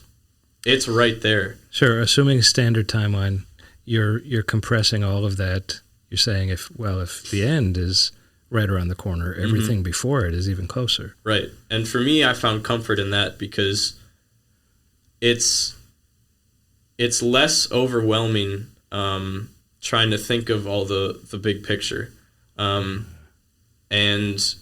it kind of allows me to focus on the now because it's not the next few steps aren't as grand. So it's not that I'm, minimizing the next steps so that I can think about them. It's that because it's so compressed, the now is, I don't know, easier to comprehend, I guess. I have exactly the thing for that. I was recently listening to the excellent podcast Where Two or Three with MLC professor Mark Paustian and John Wildauer. And Mark Paustian is a dear friend, and I think nearly a prophet. I would agree.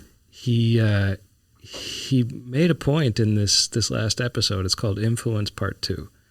He makes a point about how great of a sentence it is when Paul says, "To live is Christ."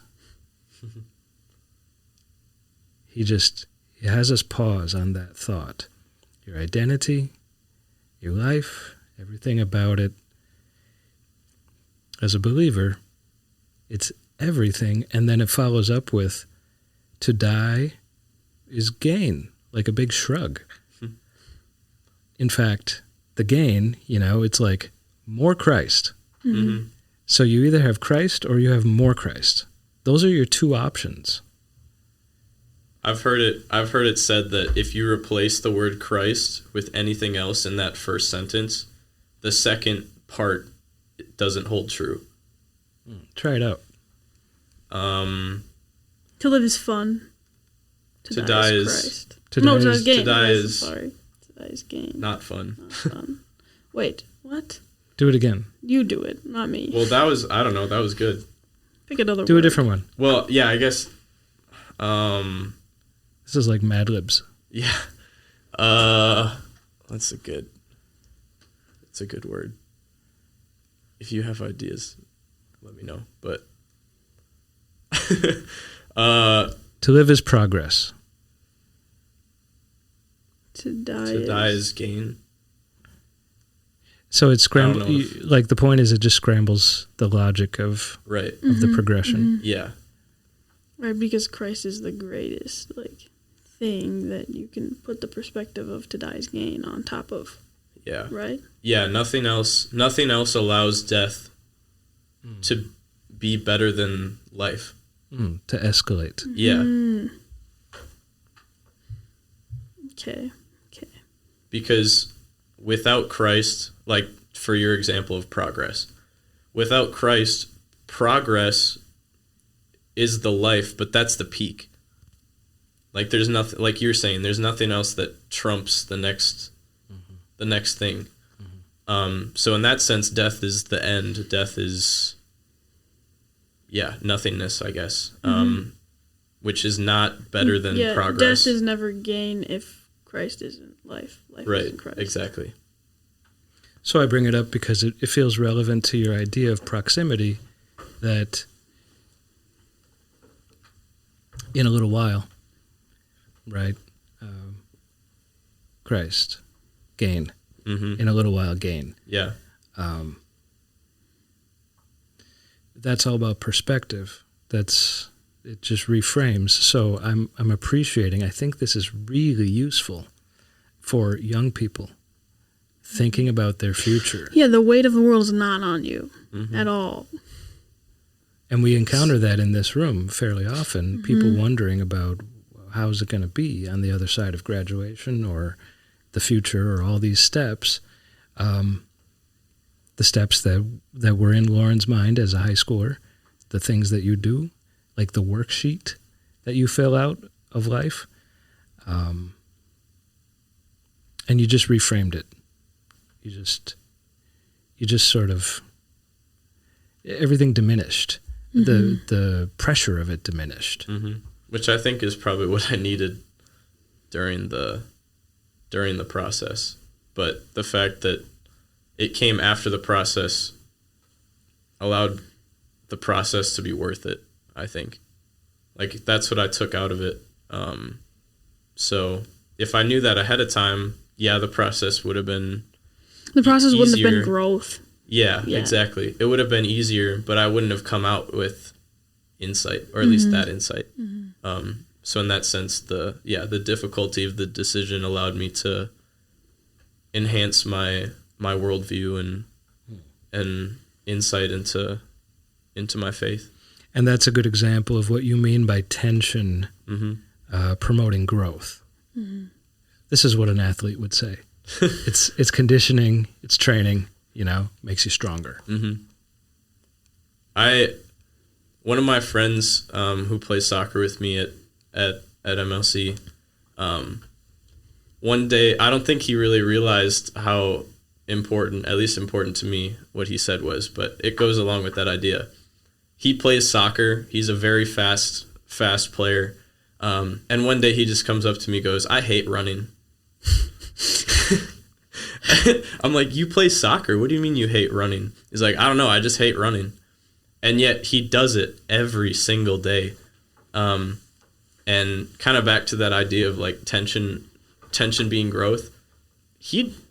Like he said, he probably doesn't like running, but he knows that if he runs, and he runs often and he runs quickly, he'll be faster. He'll have more endurance, which will serve the team. So I just thought it was interesting. Yeah, you're probably not going to love the thing that makes you better. Yeah. Say that again. You're probably not going to love the thing that makes you better. Like the amount of, for me, the amount of contemplation I'm putting in to 390 right now is freaking me out. It's like, You know what I love? What? Cheesecake. Me too. That's good. Where did that come from? But it's not good for you. It's the reverse, right? Oh, I see. You love what's not good Oh, for you. it's the instant. I see. What? Comfort. Is that where you're going? Yeah. Because you said you're probably not going to love what's good for you. Right? But But you it's easy yeah. for us to love the things that are not. Or it's easiest for us to love the things, that are not good for us. Comfort promotes stagnation. Yeah. Anyways, who are we becoming? I think Did we cover that? That's Lauren. Yeah. That's Lauren's turn. To follow that one up, Eyes towards the future. yeah. I think in a lot of ways I always kind of had that, my eyes towards the future.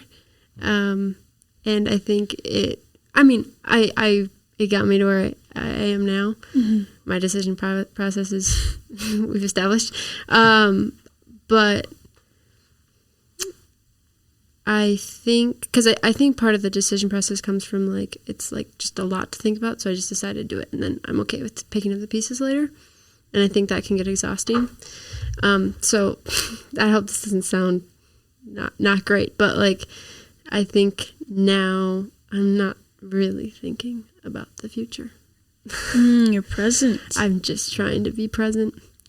That sounds pretty great. Sounds delightful. And Because philosophically, I believe it's the only thing. The future never comes. isn't there a Bible verse where Jesus talks about don't think about tomorrow because today is already, remember the verses. Jaksyn will get it for us. Yeah, but I don't know. I just think that really resonates with where I am right now, especially with all of my life experiences so far. I think thinking about a lot of my future has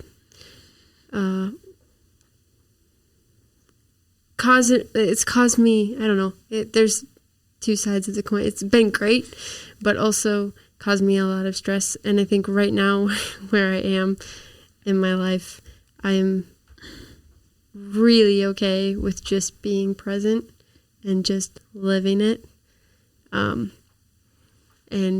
I don't know where life will take me right now or in the future. And I'm kind of okay with that. I want to validate that in a way that might be surprising. John Cleese is a member of Monty Python, that troupe that does the Holy Grail, and we just watched the Life of Brian, which is really like weird and sacrilegious. But John Cleese, very creative person, has an interesting speech about procrastination. For creatives specifically, he talks about if you're assigned with a creative job and you're given a deadline, there might be this tendency from somebody who's over you to kind of push you to get it in, get it done. And the creative doesn't want to do that, doesn't want to get it done. And that it's so annoying from the outside that why aren't you working? It looks like you're not doing anything. The procrastination, though, from the creative standpoint, is extending the work. Because that's where the joy comes from. Partially because they revel in process, but partially because they don't want to waste their time. For the sake of quality? For the sake of quality, they're waiting until the deadline to roll over the idea. Exhaust all the resources. Over and over, deliberate it all, right? They're working the problem until the end. If you turn it in early, you wasted all the time that you had from that perspective. If you get done early, it's a surprising. Why are you wasting your time? You've been given all this time and you just didn't take it. It's like you ordered a meal and you didn't eat it. So I'm validating your idea that the future out there, right? Well, why would you decide too fast? You're working the problem. You're thinking about it. You're procrastinating on the future. And I'm saying that's the right thing to do. Or that's a right thing to do, right? That's an approach, especially as a creative, I think, which is, it's baffling. It's baffling to, let's say, most of the world. Like, much of the world desires resolution. There's a way of thought that wants things to be done in the worst way possible. And the creative wants to be doing the thing. Doesn't want to be done, is enjoying doing the thing. I thought that was the point. So, welcome to living. That's why Jason took 5.5 years in college. It's exactly right. It's that's why. Because I was busy taking classes I wasn't required to take. Right. I was going to ask if that, and I guess we just kind of answered that, but that procrastination idea, using, Claire said exhausting all your resources. We want the straight answer to product. That's what society's pushing. And I was going to ask if that goes against the general idea of college. And if so, how do you procrastinate well so that you take advantage of the time that you have and exhaust your resources while not, I don't know, because I think there's still importance in graduating, I guess. Yes. So, yeah, what's the balance, I guess, is what I'm asking. The thing that comes to mind is attention. Attention, right? You've been advocating tension with a T. Yeah. I'm saying attention with an A. And maybe this is what Lauren's experiencing, that instead of having your mind out there in a fantasy future, you're paying attention to what's around you. Mm-hmm. I think, to me, that answers it nicely because you can pay attention to the requirements too. And you can pay attention to your momentum and your energy and your focus too. But thinking too much about the future, right? Your future comes out of the present, right? The present is sort of writing that, directing the ship, in conjunction with God's providence. But I think where people get in trouble is not paying attention to the present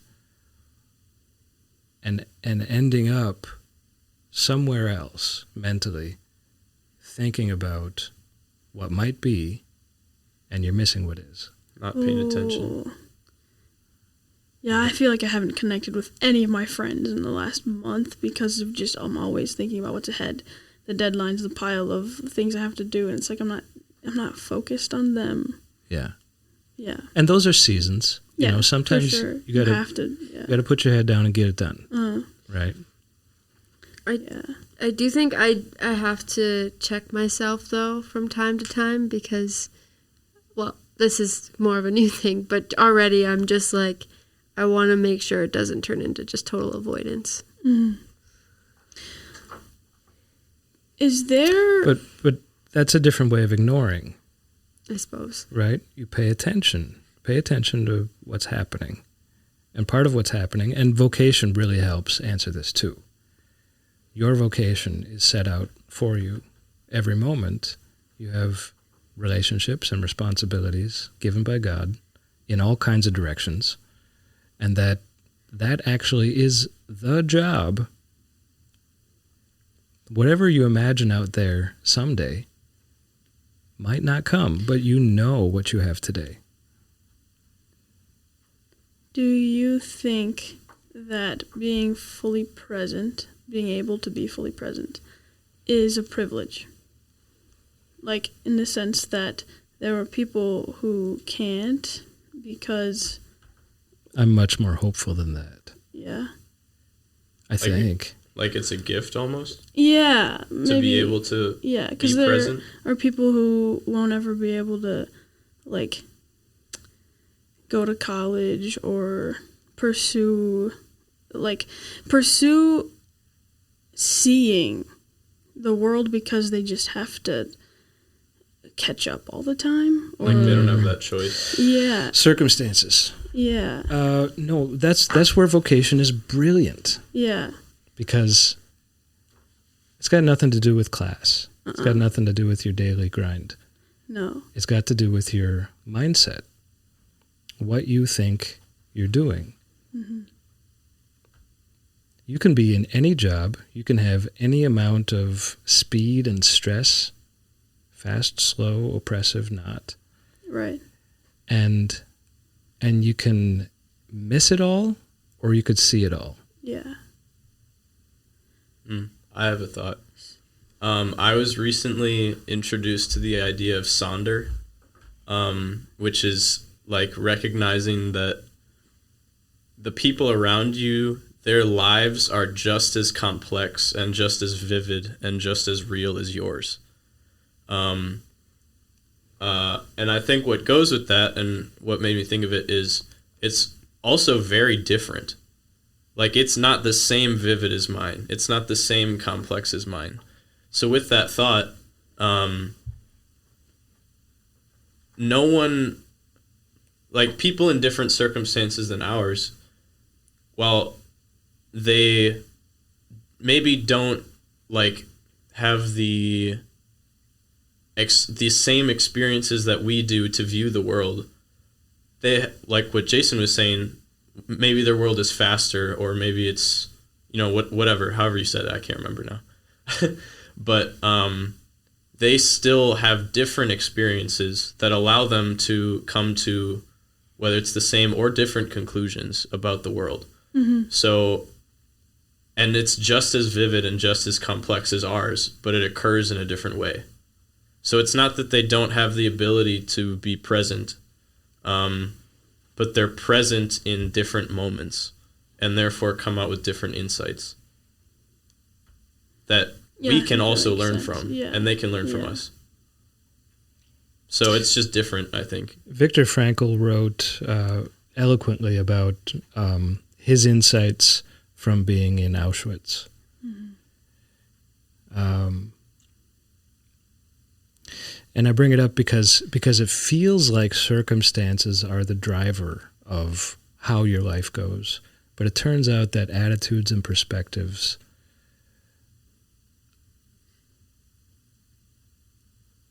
can alter every experience. So that's the difference between external and internal, right? You want to believe that the visible stuff is the stuff, but actually it's the invisible stuff that makes all the difference. Beliefs Right. make a difference.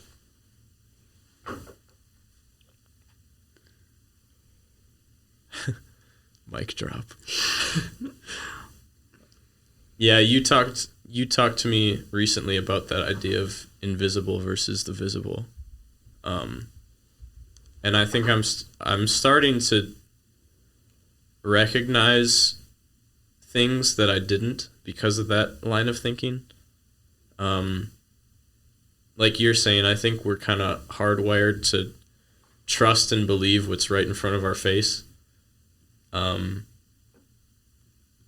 But I think because you introduced that idea to me, I'm more curious about just daily life. Kind of wondering, like, what's behind that? Why did they say that? What's behind that sentence or question? Part of that too is like,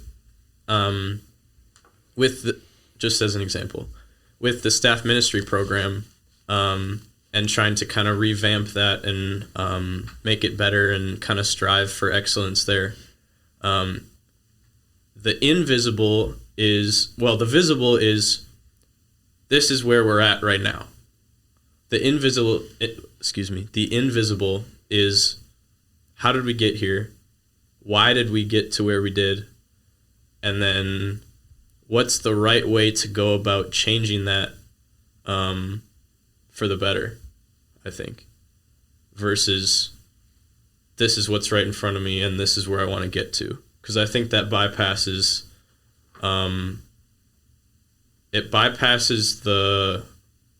we've talked a lot about systems, like kind of the idea of us being a step in the system, I guess. So if you look at what's right in front of you and then just try to skip to the next thing without thinking about and understanding the invisible, you skip the process before you and therefore, I guess, have a blunder in your step of the process. Does that make sense? Mm-hmm. Probably. Like it needs reiterating. Yeah. I think you're right. Try it again.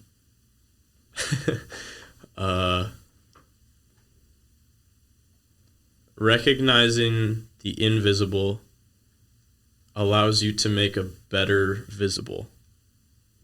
Mm-hmm. That was very concise. Good job. Yeah. Yeah, and that ties into what you were saying about noticing every day, wondering maybe motives or experiences behind behavior.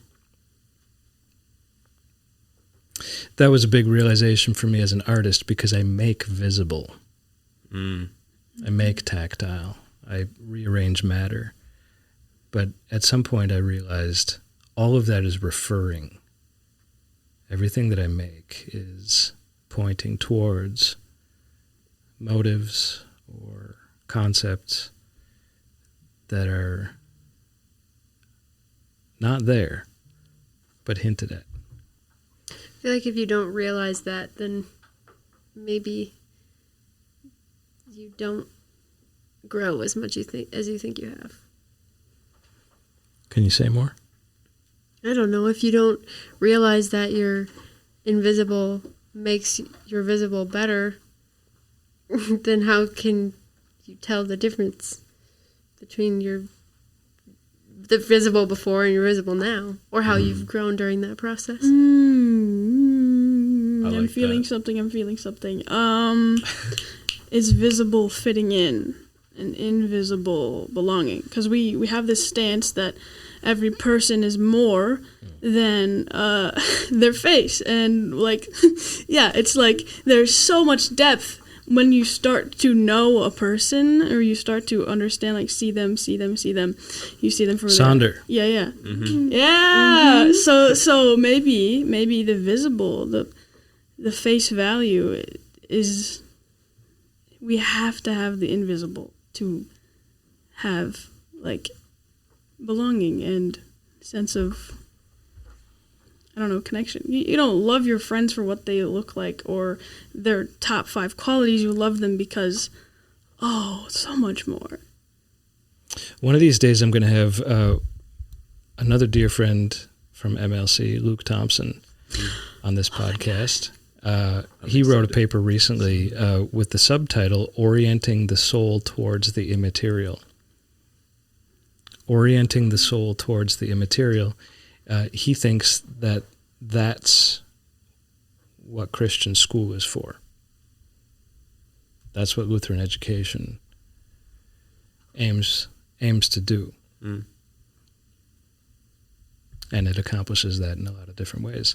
And that's about working on the invisibles, working on the beliefs, working on abstract thought. Mathematics does this. It's just there's a lot of important work that happens with things that you can't see or touch. Yep. Y'all are pretty great. This is coming to an end because I say so. Just some thoughts. Maybe quick review. Some interesting things that we came upon today. Belonging versus fitting in. Popped its head up a couple times. And tension as a way towards growth. Interesting. Crossing thresholds, doing things that might be uncomfortable, might make you better.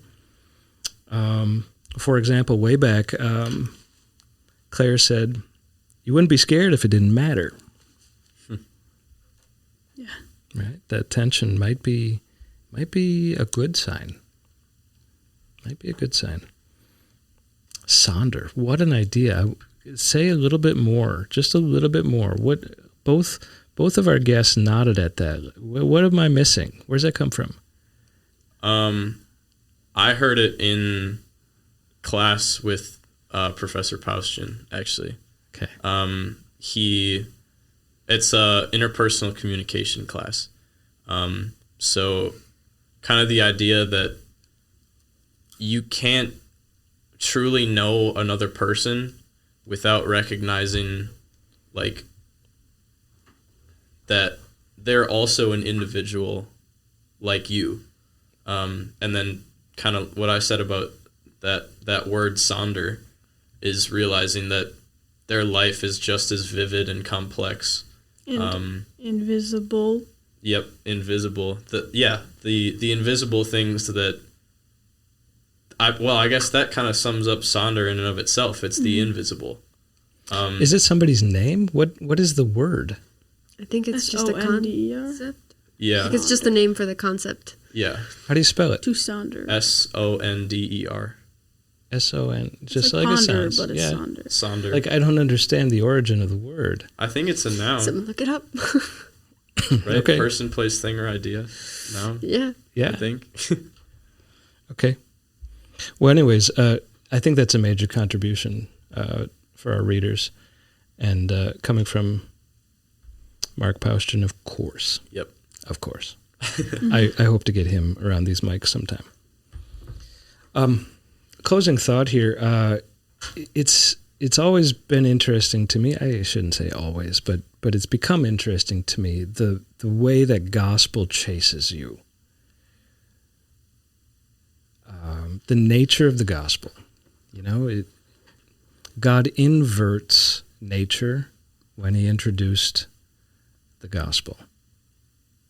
Instead of survival of the fittest, we have the sacrifice of the fittest. It's backwards. Instead of falling in love with beauty, he falls in love with ugly and makes us beautiful. Mm-hmm. He does it backwards. Yeah. And when making big decisions, when choosing between one thing or another that feels heavy, the stakes feel high, I think the proximity,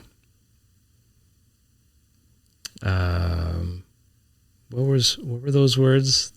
Almost a little while, or like a little while. Oh, a little while. A little while. The a little while reframes it.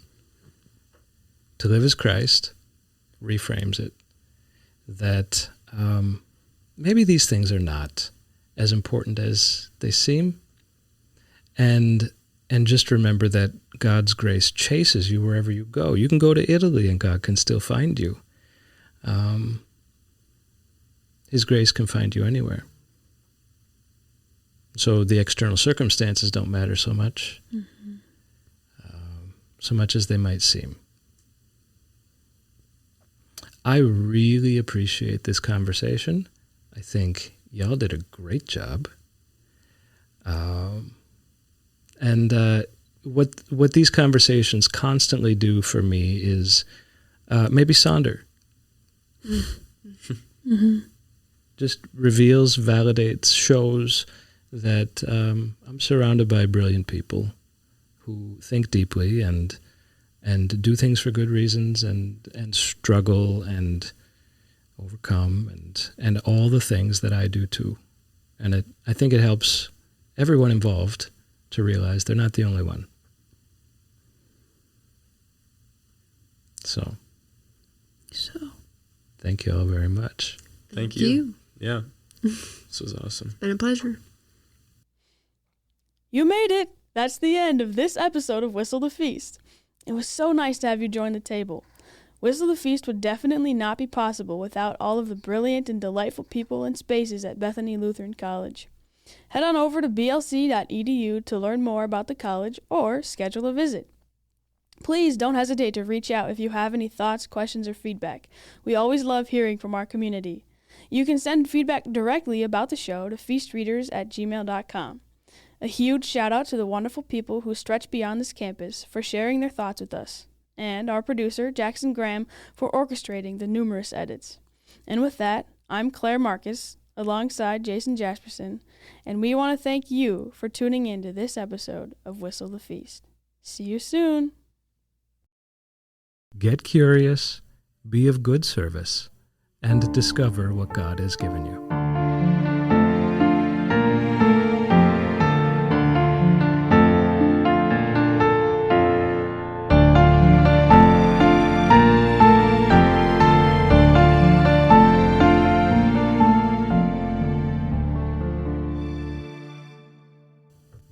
In one of our conversations, I don't know. You were at a skate park. Rollerblading. Yeah, on a half pipe. Yeah. And wiping out like mad. Yeah.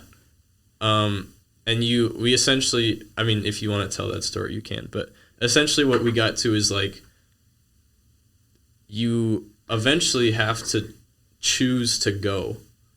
And that, at least from my perspective, takes a lot of courage and bravery.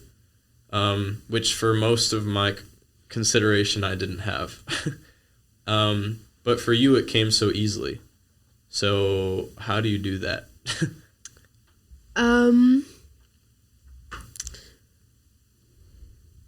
I think it comes from initial excitement.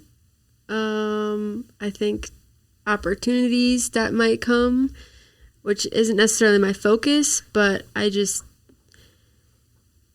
I think, okay, so Ben Lunston says to say yes to opportunities. Like if an opportunity comes your way, like you should go for it. And I'm not always great at it, but I think when it comes to big decisions, I kind of have just like a don't think, just go. It's an opportunity. Yeah, it's an opportunity. And I try to look at it as that way, like an opportunity to learn, an opportunity to grow. But I will say, while I have this, I jump. Then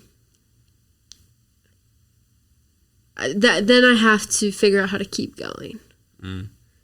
So that's where my struggle comes in. Okay. In your episode with Professor Robinson, I love that one. Yeah. He brought up not that it's okay to pause, but you can't freeze, I think is how he said that. So are you kind of describing like you how do I ask this?